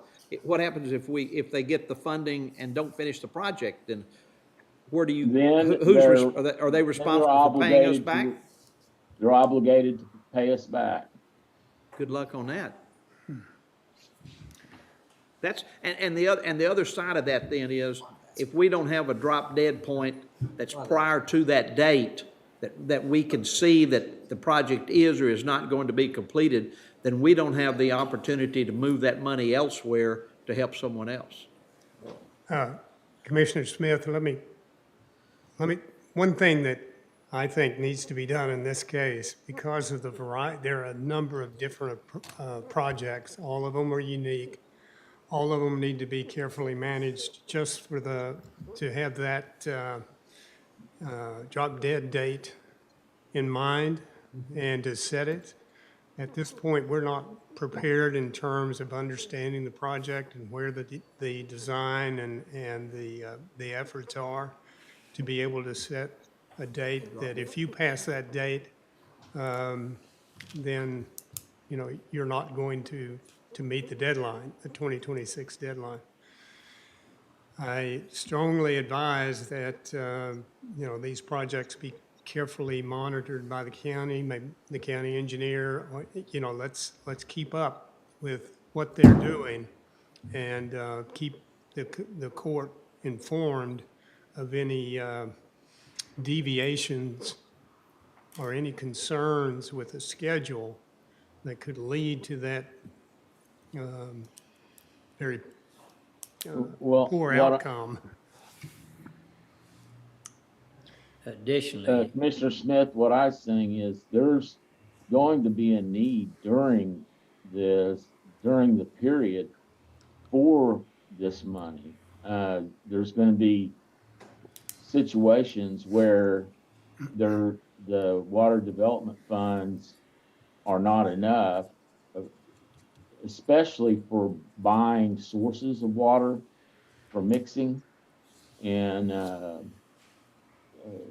there's, for instance, setting up contracts or even buying land for your pump and water supply. well, There's a not lot of water parts. supply. Water supply will be paid for out of the adjustments in the cost of water for the meter, but the way I look at this deal is the safety in this. There's two lenders in this process. One is the Water Development Board that has a larger piece of it. They're very experienced in lending. The other is McLennan County in utilization of ARPA funds, which we've hired a consultant to help us that. What we look at is an agreement of a contractor. The contractor's got the liability to put this project in to get paid by the Water Development Board and us. And so they're not gonna have a contract that they will be the ones liable, in my opinion, if something happened that extended it out there. And so I think the contracting firm, with the help of their consultant engineers, will be the ones that we look at before it's just like a draw request on a loan. That's what I was wondering. It's a draw, basically. To draw. But if the project doesn't reach fruition, I don't want us to be liable to have to pay back the government for the money that we Well, already I don't either, and that's why I think that we would look at this just like a banker would look at it. And we would pay upon either progress billings or upon completion. And the contractor's got to deliver the project within the time, just like a construction manager at risk. They got to deliver it on time and in budget. And so that gives us a safety net. But I will say this also. Let's just say that one of these projects drops out and it just can't happen. then at that point, then we will have an alternative reallocation of that funding where it can be used in McLennan County. And it may come out of water. The court may decide it's okay to let this amount of money out of the water. Right now it's pigeonholed for water. So specifically in this instance with arsenic issue water, that we reallocated into other infrastructure pertaining to water or other infrastructure or projects that the county has. And so one would be projects that we have on our campus, and two would be nonprofits that can sign a subrecipient agreement that gets us comfortable in how they would utilize those funds. And so we're working on that piece of it right now. Dustin and I have actually talked about it yesterday, but even prior to that, trying to develop something that we can come for the court consideration as a backup plan. I think there's plenty of worthy projects out there. I think there is too, yeah. And we have a lot of needs ourselves too, so. Well, and I guess that's what I could see was those people need the money to finish the project. But if the project's not finished, I worry about the county being responsible for the funding if we can't get the money back. Yeah, and I think, I just. Should that be taken on a provider by provider basis instead of just saying that it'll all be at the end? If the provider shows that they've moved along on the project sufficiently and they have been using the water funds, appropriately. Why don't they have contracts in Maybe place? allowing them to do draw requests. Yeah, but I think we're just, it's one of these deals that we can't give an answer today that's gonna be the likelihood of being the same answer at the end of this thing. I think that we're gonna have to be flexible. We're gonna have to use common sense as we move along and protect these funds just like they were ours. And so the backup would be reallocation in some way. But I do not think that we will have to put money out when we don't know whether the project would be completed or not. I think we would have contracts in place. We'd have contractors that are liable, that are bonded contractors that's gonna do this work. Would be my, I'm just thinking about it. I think that's- When we And then you have finance millions and millions of dollars. worth of damages or whatever. Contracts. Yeah, and that, we've got to protect ourselves, but I guess finally I would ask y'all to review that ARPA funding guidelines again to see if that money can be allocated or can be paid out in draws prior to a completion of the project. Because I could see people needing the money to move along. So is that something, Francis, y'all can look at And I again? think that a lot of it will depend on how Mike and Dustin craft that agreement as well. So I think that that's, a lot of that will need to be. And just to remind everybody, there's not any of these discussions that we have where we're recommending to move forward, that the consultants haven't been involved in it and have given us the go-ahead. Because we don't want the risk. Okay. So I guess I would ask for a motion to approve this report for recording purposes and authorize legal, with Dustin and Mike Dixon to work on the language for the, so it'd be the language for the subrecipient agreement, or Dustin? It would, they would actually become the beneficiary. So it'd be beneficiary agreements. Yeah, okay, got you, thank you. And I'll make that motion. Second it? Okay. Have a motion, second, any other discussion? I just had a question, had nothing to do with the motion though. I'm trying to correlate your new spreadsheet to the old one, and I just wanted to make sure I'm getting it right. I'm seeing all of the projects that we have from your May report. I don't see, and I'm not gonna say it right, BIROME. Byron. Byron? Okay, which water supply company is that if I look back on that old report? That's Was I in do- FHLM, isn't it? Yes. So, Okay. In this report, excuse me for interrupting, but I think Yes, I got sir. an I was gonna ask you what that acronym was, That's FHL. Falls, Hill, Milam, and Okay, that's Limestone. counties. Okay. But we're only looking at the meters that are in McLennan County. Right, But okay. you'll see that Elk and Axtell, or EOL and Axtell, Uh-huh, are part of that FHLM. right, And Byrom is part of that as well. okay. And so, but only those meters that are in McLennan County. Is that Okay. right, Tom? That's correct, yeah. I think, I see, it's difficult to go back and how we sorted them out then and how they're sorted out today in terms of the arsenic funding is. Well, everything was pretty much flowing, because I saw where we're moving forward with Leroy Tours and Gerald. And like the judge said, I saw what Axtell and EOL is included in that FHLM, Falls Hill, Limestone, and Milam. McLennan. McLennan's in there. You know, I wrote Milam too. I gotta really fix that. Okay, and I saw where you have MS included in the result. I just didn't, I was trying to figure out where Byron came in. And who is that? Which one is that? Where is that, Byron Water Supply Company? It's in Hill County, but Yeah, it may it not is. be, it might have got pulled out, but they may have. They have meters over, yeah. But they're part of they're represented by the FHLM Okay. entity, which is run by Charles Bassetta. They have 217 meters at, that was in June of this Okay, year in McLennan County. okay. What area of McLennan County? I'm just trying to, what area? Northeast. Northeast, Northeast. yeah. Okay, give me a community that's next to. Byrom is right in Hill County line, it's Leroy Tour. Leroy. Oh, okay, Leroy. okay, okay, I'm with you now. Okay. That was just my learning moment. Okay, all right, I have a motion, second, any other discussion? No other discussion, all in favor say aye. Aye. Opposed, pass.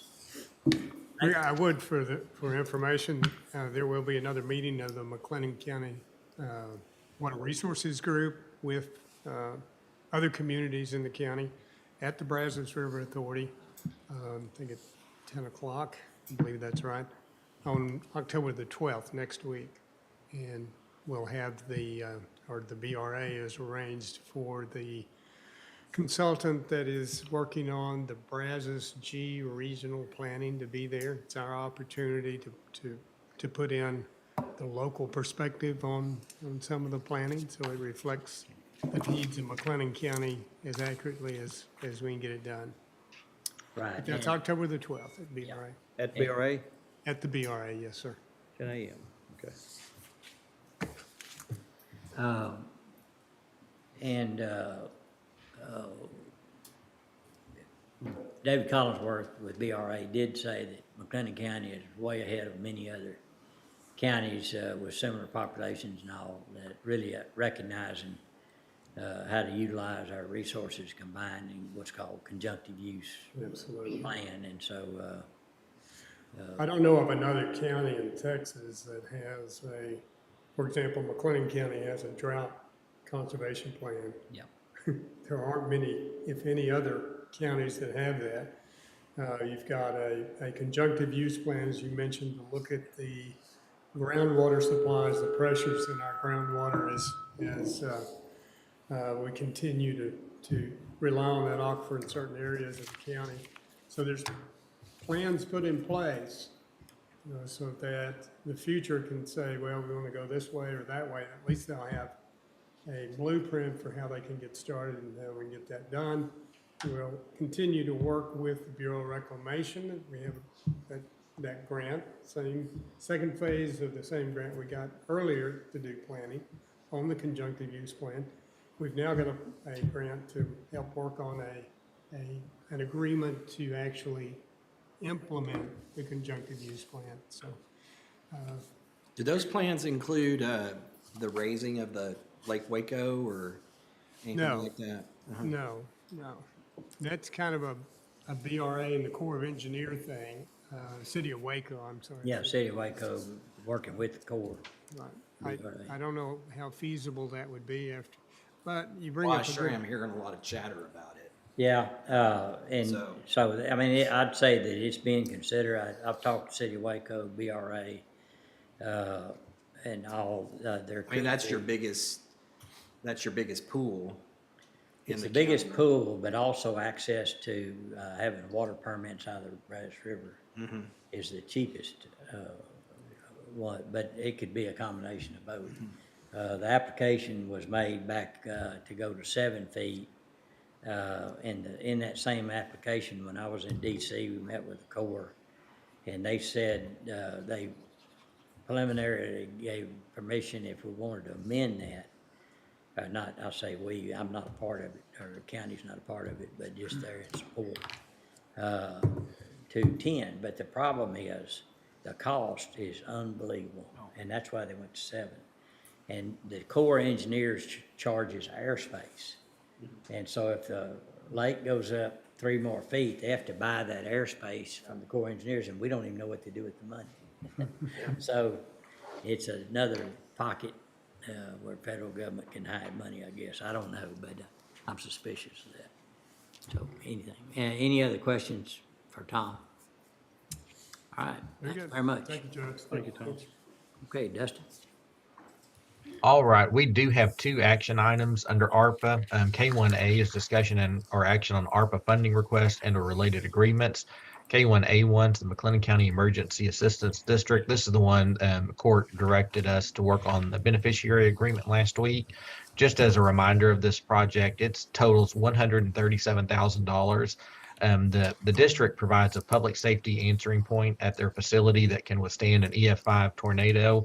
They just do not have radio system capabilities at that facility right now. So the provision of these funds would allow for them to purchase that radio system, and then it would be available to when jurisdictions have a disaster that threaten one of their public safety answering points, or if a disaster has hit that wipes out one of those locations, they can relocate to this answering point and be able to dispatch public safety calls.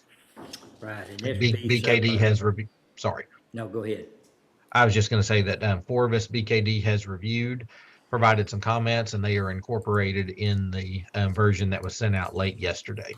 Right. And so I think this further enhances or beefs up our life safety, ability to recognize life safety issues and address them properly. And so if the court approves, I look for a motion to beneficiary agreement, to approve the beneficiary agreement with McLennan County Emergency Assistance District. Move to approve. I'll second. Motion second. Any other discussion? No other discussion. All in favor say aye. Aye. Oppose? Pass. Under K1A2, this is the McLennan County Investment Fund. We're still working on some of that language, so we recommend it be deferred today. All right. So move. A motion to defer. Is there a second? Have a motion and a second. Any other discussion? No other discussion. All in favor say aye. Aye. Oppose? Pass. And just one other quick ARPA update. Been working with Frank Patterson. McLennan Community College has a need to update their respiratory tech simulation lab. So they're working on some numbers for it, and it's something that if the court's okay with, we'll submit to Forvis to see if that would be an eligible project. Right. This is a project that MCC, we've looked at several things, and this is one that would qualify, it appears, but the next step would be for them to do a deep dive on it and be working to get a little bit more information from MCC. I think the request is in the 500,000 range. So, let's see, I guess we need a motion to approve moving this forward to continue to analyze the request. Judge, I think we can just, if the court's okay with it, we can just move it on to the Forvis level of review and continue to, we still need some additional info from MCC as well. So, motion. What action? No action, we just wanted to mention it to the court because we had, like Judge said, had tried to look at a couple of projects for MCC, and we think we have one that might be eligible, so we just wanted to make the court aware and see if it was okay to move forward. Did they, what kind of funding did they receive in, you know, when this was all being allocated? I know they received some for lost revenue on the tuition side. Don't know really anything beyond that. Just know that from our early discussions with them, looking for an eligible project. But we can ask for that info. Yes, I would think that would be good to know. Okay, Okay. thank you. I agree. A All right. thought would be, you know, our list, you know, we went back and we looked at those nonprofits.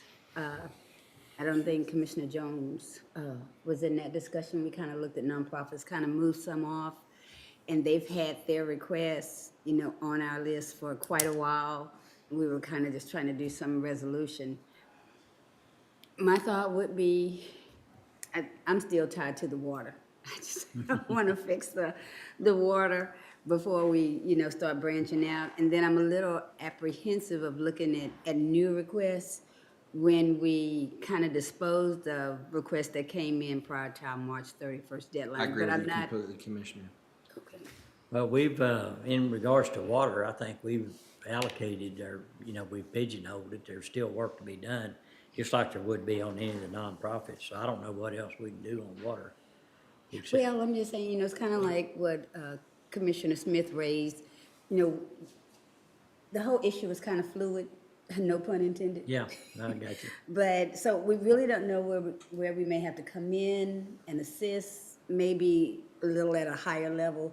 I'm just a little apprehensive because we're on the front end of it, and as we navigate through it, again, no pun intended. Yeah. I'm just full of all kind of Yes, you are. I metaphors. mean, do we want to look at, do we want to look at other projects besides Arsenic? Do we want to look at?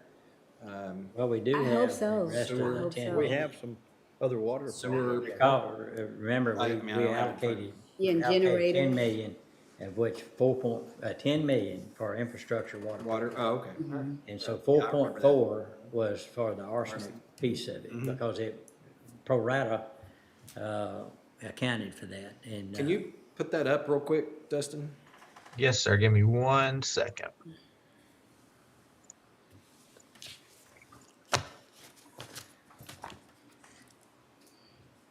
So here is kind of the main spreadsheet, and here is the water bucket for.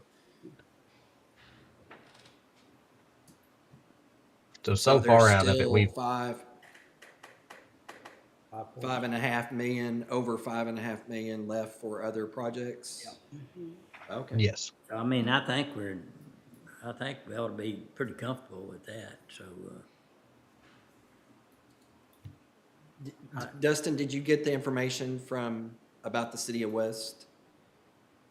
No, sir, I did not. We've asked them, but, And I told, and, you know, who knows? I mean, I'll say something to the person in charge. yeah, okay. You can only Yeah. lead a horse to water. And I mentioned it to Mayor Buska, you know, he's been sick. But, anyhow, Remind me to tell you something. okay.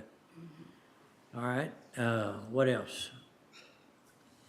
So that's pretty much where I am on that, the MCC. I'm not saying don't, you know, give it more study. I'm just prone to, if we're gonna consider, projects other than water projects, I would be more prone to consider those that came in prior to that March 31st deadline.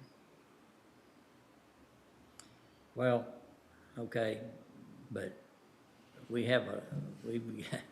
got quite a bit of resources here we need to get allocated and move forward. And so what I'm saying is that I don't know what else I can bring to the court pertaining to water that we hadn't already brought in with, you know, I feel comfortable that we're in good shape there, so I don't know why we would want to hold up other projects Well, that have needs and Right. qualify, so.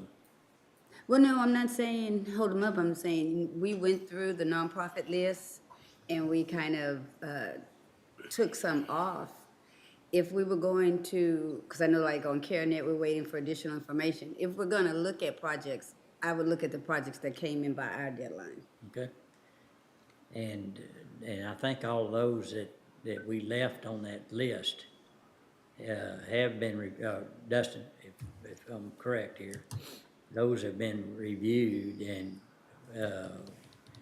tell me what has been approved by the consultants and what's still pending, Dustin.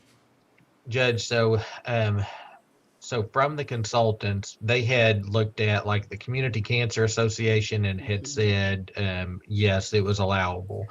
The others, that's where we had held up, not trying to incur any additional cost with BKD.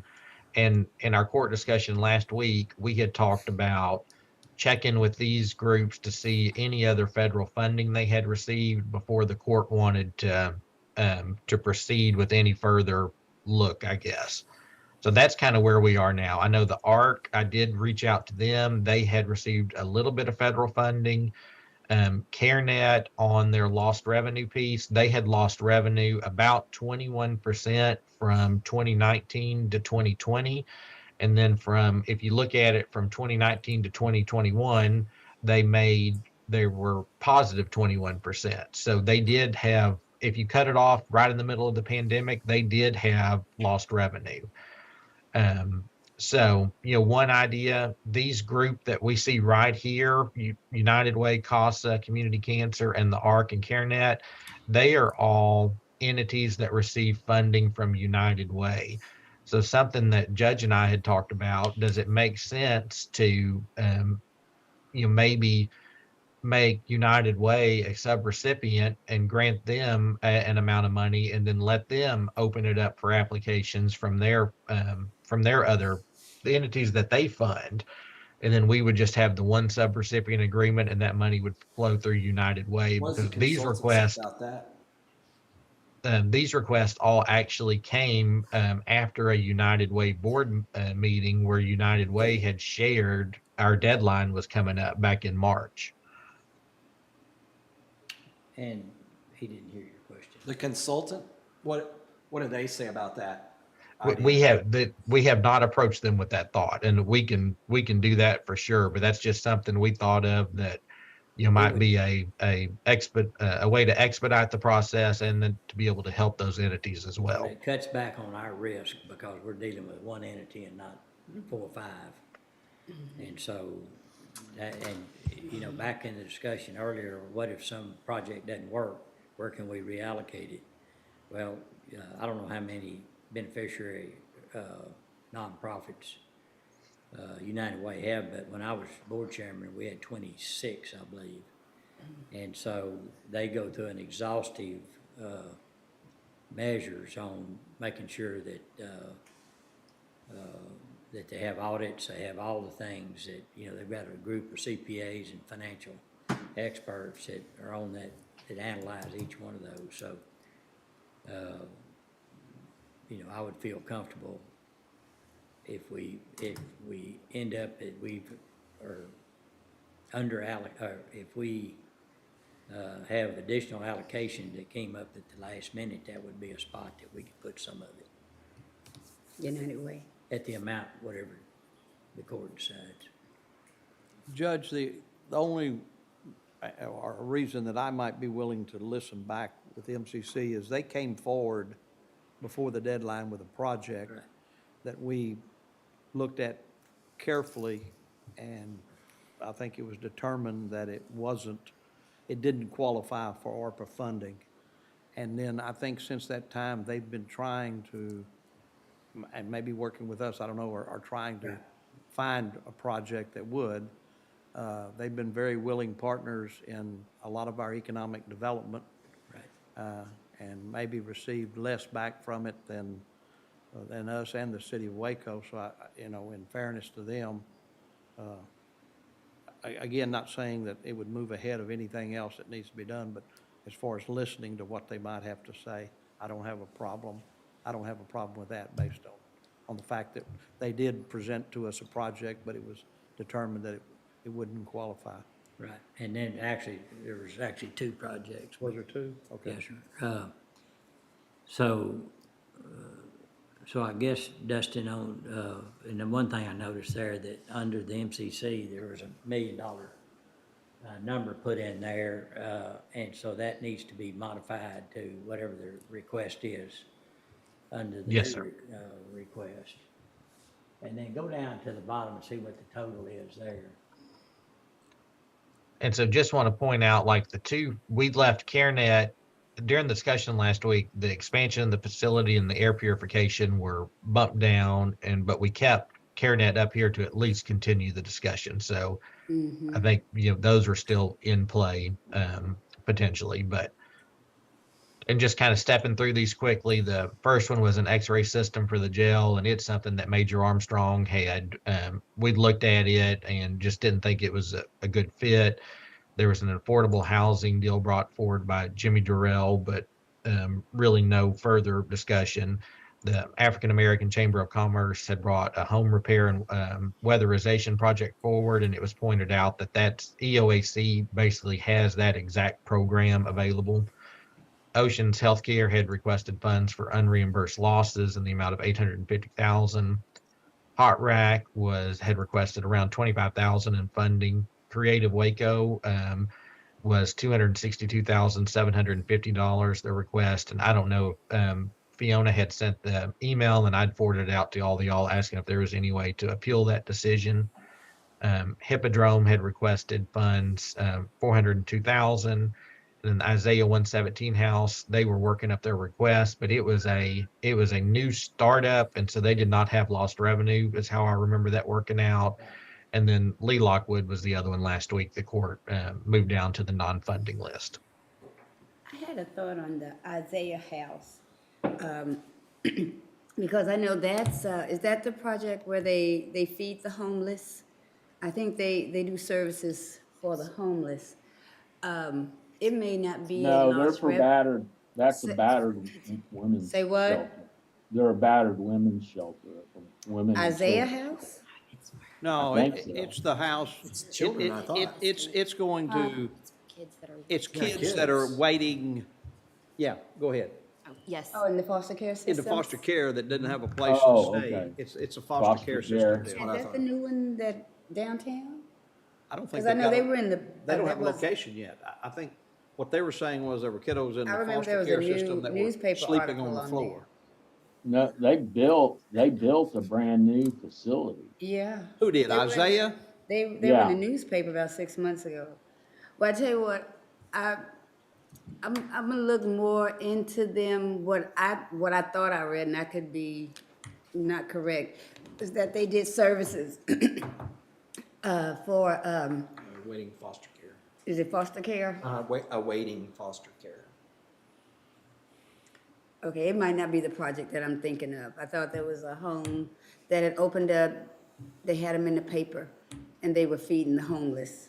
I'll look more into that. If that were There is it. an entity like that, and I can't remember the name of it, but I would say The to. other thing on Isaiah House, we tried to get information and we never heard back.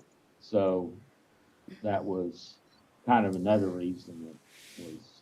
Well, and my thought was, when you have programs like that help the population, especially vulnerable populations, with, and I'm gonna look them up. They're downtown where they help them with their, they're kind of like the Cove but for adults. They help them with health products and hygiene products and feeding. And if you think about that, especially during monkeypox and COVID-19, they are assisting in the mitigation of diseases that could spread that way. So I'm just gonna look a little bit more. I thought it was Isaiah House. I could be wrong. I'm just gonna see where that program was created in the downtown area. But I say that to say, when we look at programs like that may be out there, when we're looking at, especially to do United Way, where it could help other agencies. Creative Waco pretty much was her idea of helping local artists and other programming, and she would be a conduit I did read the information that Dustin sent on her appeal. When you say her, who you talking I'm about? sorry, Fiona. Okay. Fiona Bond. And so I applaud the work that MCC is doing. If we can help them, yes, but we also talk about agencies that don't have the various revenue streams that other entities do. And I just want to be conscious of that. Also, while we're talking about it, I do want to give serious thought to how the court can look at the Springfield Road issue. It may not be something we just throw a hard figure at as far as ARPA money. It may be something that we need to take and have a committee that talks with the city and then come back to the court. It may not be ready for a hard number, but I think at this point in time, the court does need to look at how we ensure water services along Old Springfield Road. That's just something I want to have done, at least during this revenue funding cycle. If we can get that done, I just believe we can at this time. So Old Springfield Road is kind of at the top of my list. Okay, well, I will say that any of these projects that any commissioners have that they want to bring back up and ask the court to bring them higher up on the list, bring that information and we'll take that under consideration. Or, adding or going ahead and taking off certain items. The reason why we didn't completely eliminate them is in case the subject came back up, but to put them down in a category that at least right now, no action's needed, so. And then I guess, Dustin, the other thing is to be sure that if we, let's say all the ones from Green Up,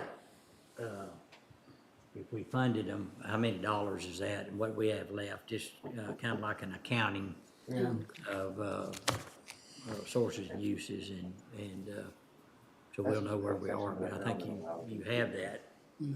We do, and that's right. And I know it takes a lot of explanation to get there, but everything that we funded, and if you look at, if we fund the full amount of the 10 million of water infrastructure, and then we do all these county projects, which were the HVAC upgrades, the miscellaneous work we can do at the downtown jail, plus that HVAC, and then kind of our running total on the cleaning, PPE, the base rental from before, plus low water crossings, it leaves us about 2.2 million of funds to spend. And then we just approved that 137,000 for 911 district, and then also have the 50,000 that's tentative out there for the investment fund. So that would knock that figure down somewhat. So, roughly $2 million to spend, assuming we spent every dime we have set aside for water and then these other county projects. All right, any other questions or comments?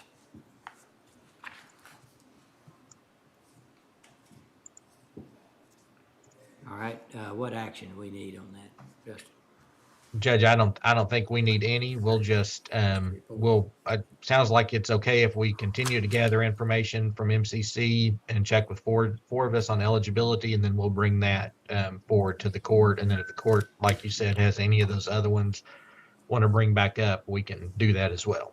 Okay, and then just one more thing back on the arsenic issues and the concern about making sure those projects can be completed. I'd like to get, and I can probably get this directly from the Water Development Board about what their agreement is, their loan agreement, because they're gonna definitely be the same way, that they're gonna wanna know that they're like their bank, and so so we'll check and make sure that we look at their agreement and we could mirror pretty much like they're doing. All right.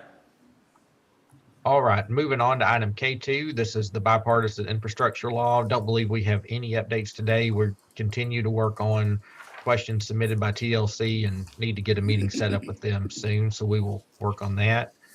K3 is. Excuse me, Dustin, what point does TLC representatives come to the court, introduce themselves and talk about where they, how they approach these things. I think it's an important new endeavor that we're getting into, and the court really wants to be plugged in on what's going on. We can do that. Just, we will make a point of trying to get that on the next, court meeting, Judge. Okay, and specifically, what can we do to help on the political side to get legislative things done, or going through administration folks to access funding? So if you'll invite them to do that, they can do it by Zoom. Where's Okay. their headquarters? Houston. They are out of Houston, and when we presented the, is it Georgette? It just went blank on her name. Georgina, yes. So, Judge, she had Zoomed in that day when we had approved the final contract with them. So we will request that she and anyone from their staff be on the next court meeting. Okay, great, thank you. K3 is regarding the Texas Indigent Defense Commission FY23 formula grant, authorization of submission of grant application and related resolution. This is the annual grant we submit to the Indigent Defense Commission, and it is, our funding is based on a formula that is spelled out in the packet, and I can step through that if y'all want to, and if not, we just need motion to submit this grant application and the related resolution. So moved. Second. We have a motion, second, any other discussion? No other discussion, all in favor say aye. Aye. Opposed, pass. K4 is regarding U.S. Department of Treasury Emergency Rental Assistance Programs. K4A is ratification of request for additional funding and related assurance of compliance with civil rights requirements form for ERA2. Francis, did you have anything additional? No, just to give a little background information here, these are the documents that are requesting the final piece of ERA2. So ERA1, that grant period ended September 30th last week. That grant has all been expended, and that grant closeout will begin soon. But for ERA2, we only received 40% up front. We requested an additional 30%. And so once at least 80% of those original allocations had been dispersed and expended, then we're able to request the final 30%. So that's where this comes in. We are awaiting that. It should be any day, any minute that we receive that from the Treasury. And so, like Dustin said, this is just ratification of those documents. Okay, thank you. Requesting that amount. All right, any questions? Is there a motion to move forward? So moved. Have a motion second, any other discussion? No other discussion, all in favor say aye. Aye. Opposed, pass. K4B is authorization of Economic Opportunities Advancement Corporation request for remaining funding for program administration for ERA2. Francis?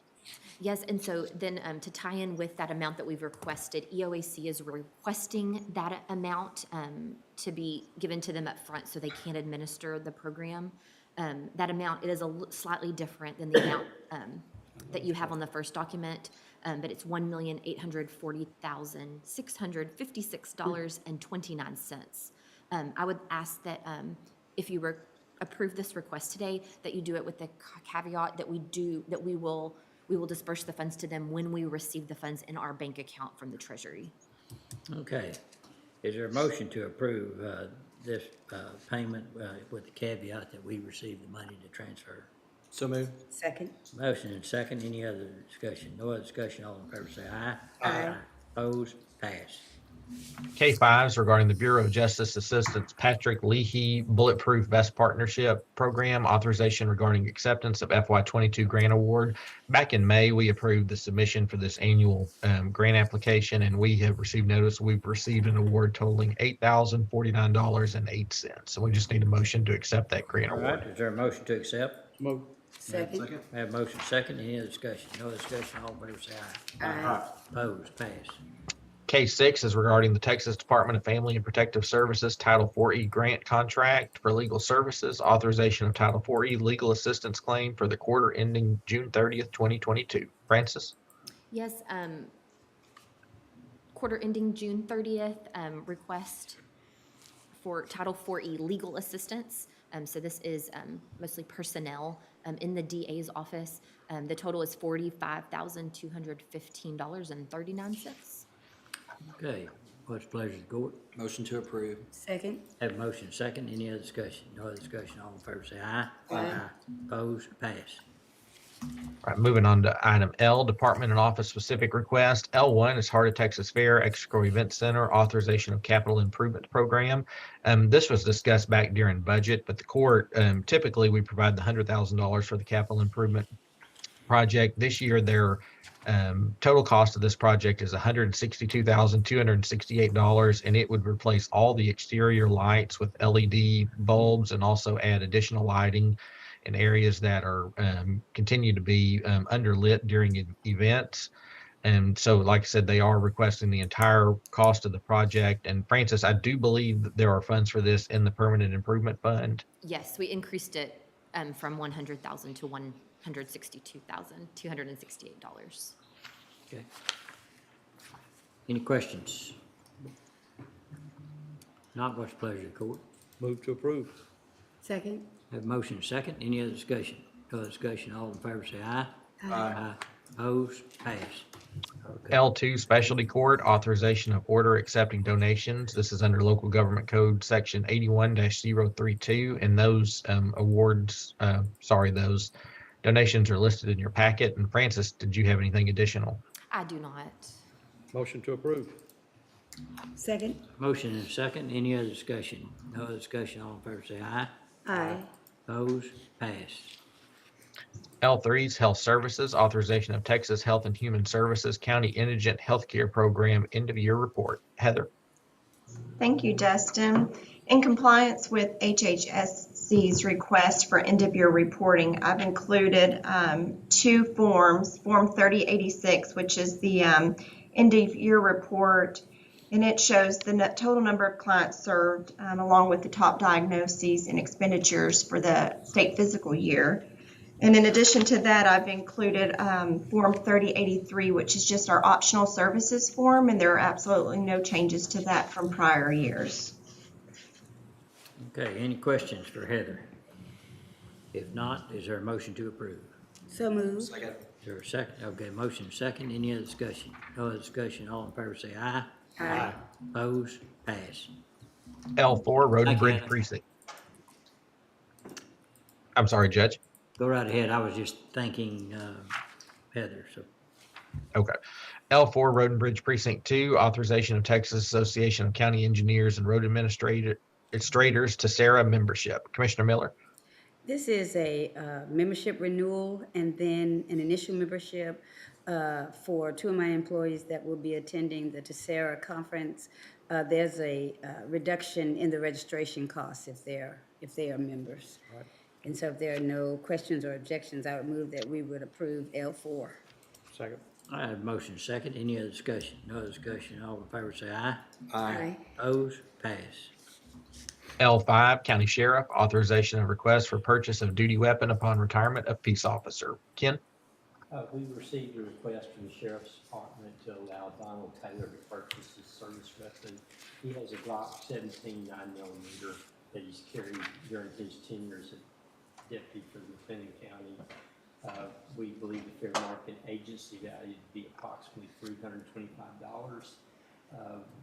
We're allowed to do this under local government, under Government Code Section 614.051. Okay, I'll make a motion we approve. Is there a Second. motion second? Any other discussion? No other discussion, all in favor say aye. Aye. Opposed, pass. All right, moving on to item M. M1 is our discussion and our action on matters regarding COVID-19. I don't believe Elizabeth had any update today and didn't know if Commissioner Miller had anything to share. Commissioner Miller, do you have anything to? Oh, I'm sorry.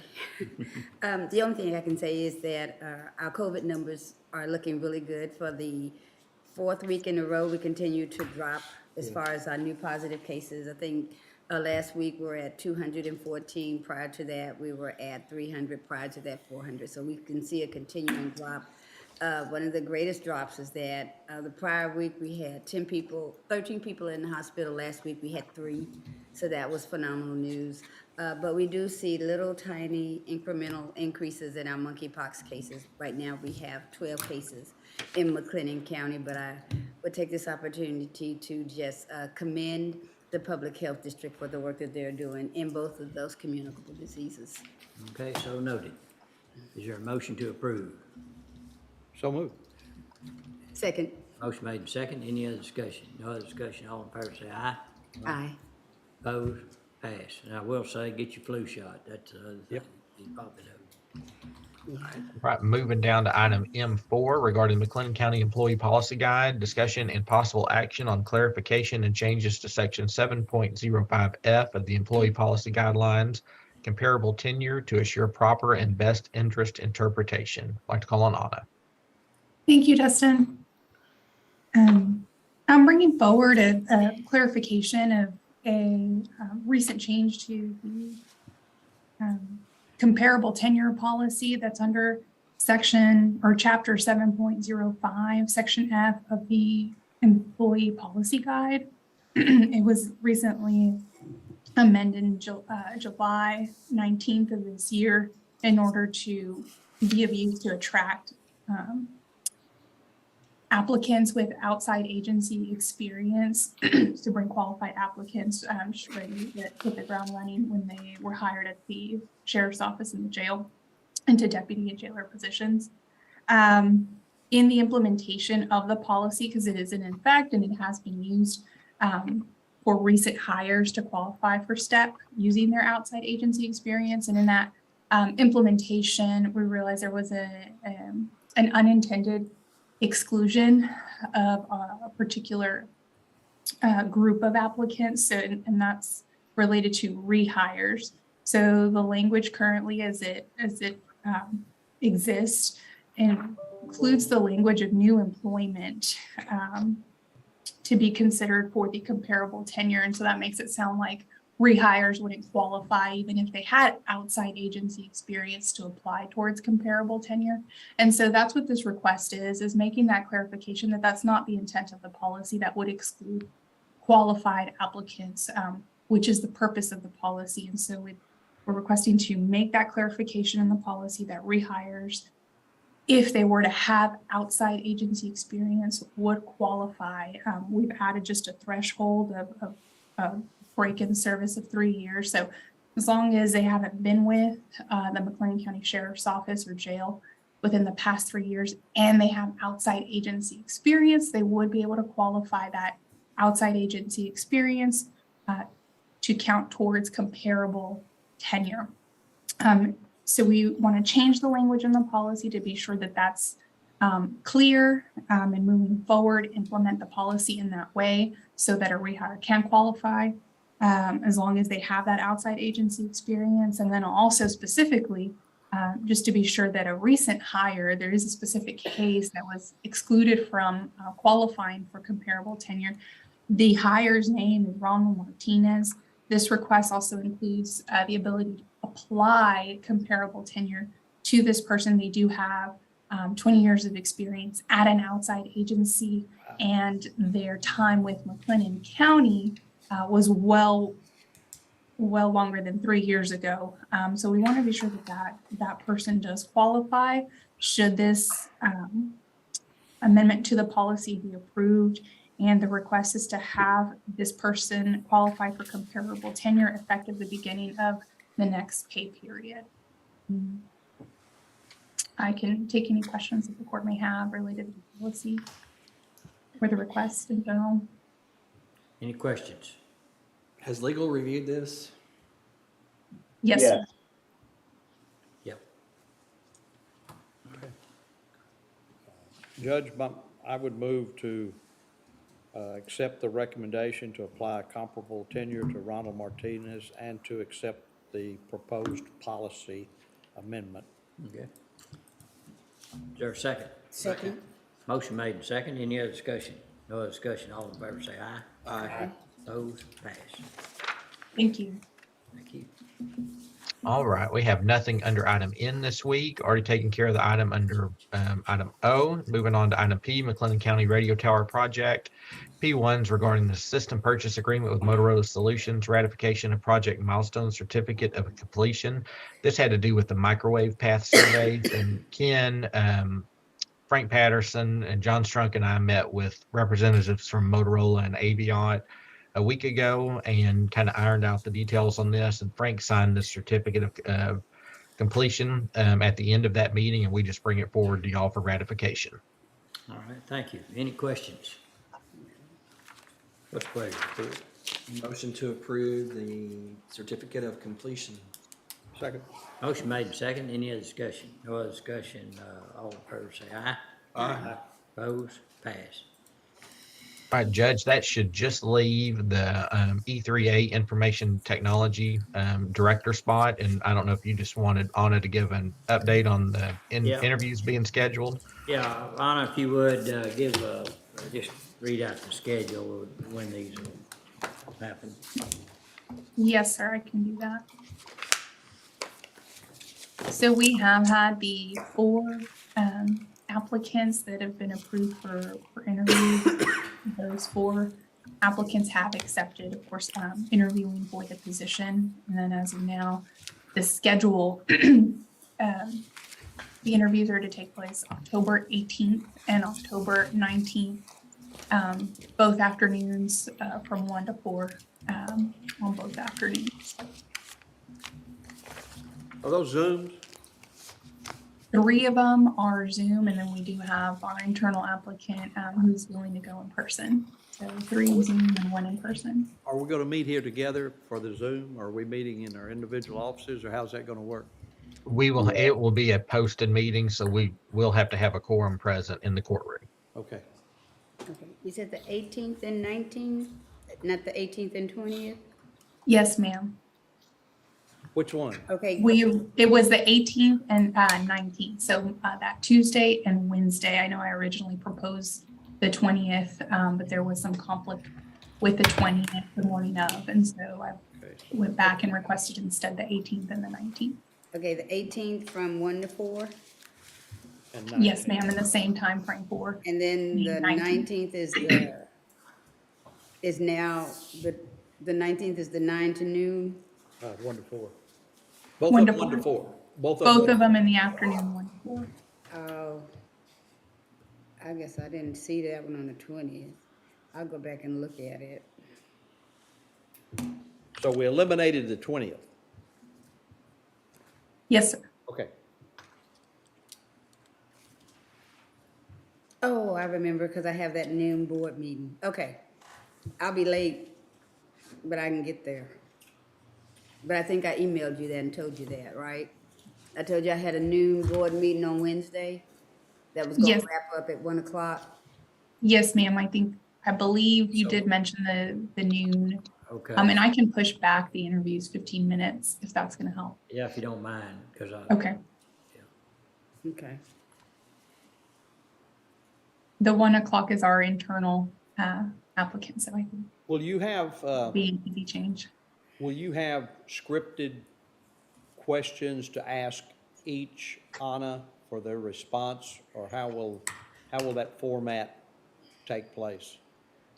I have asked our IT professionals that are helping us, have agreed to be panelists. I've asked them to prepare some questions. I'm also planning on crafting a template of questions as well, and I'm going to be sending those to Mike for review prior to the review. Now, IT, are they going to ask, are they going to send us technical questions to ask that when they answer us, we won't know what they said? I'll try to get us the cheat sheet prior to. Yeah, please do. Yeah. Yeah, can we have a list of those questions ahead of time? Or Yes, sir. Can I have a list of the answers? No. So yeah, Just so we just can kidding, look- just kidding. So we can look the answers up. looks like I need to end this meeting pretty quick. Any other questions? Okay. Okay. All right, I'm gonna go into executive session just for a minute. Under 551.074, I'd like to leave Anna, Dustin, and Mike in for that.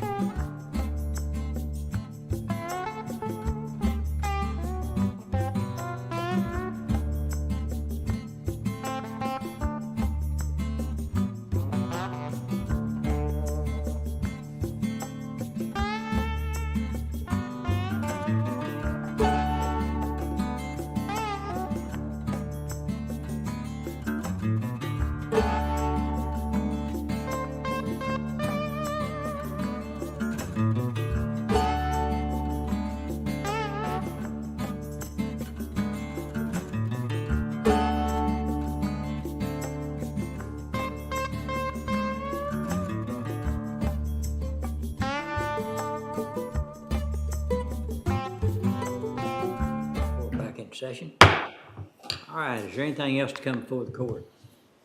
If not, we stand adjourned.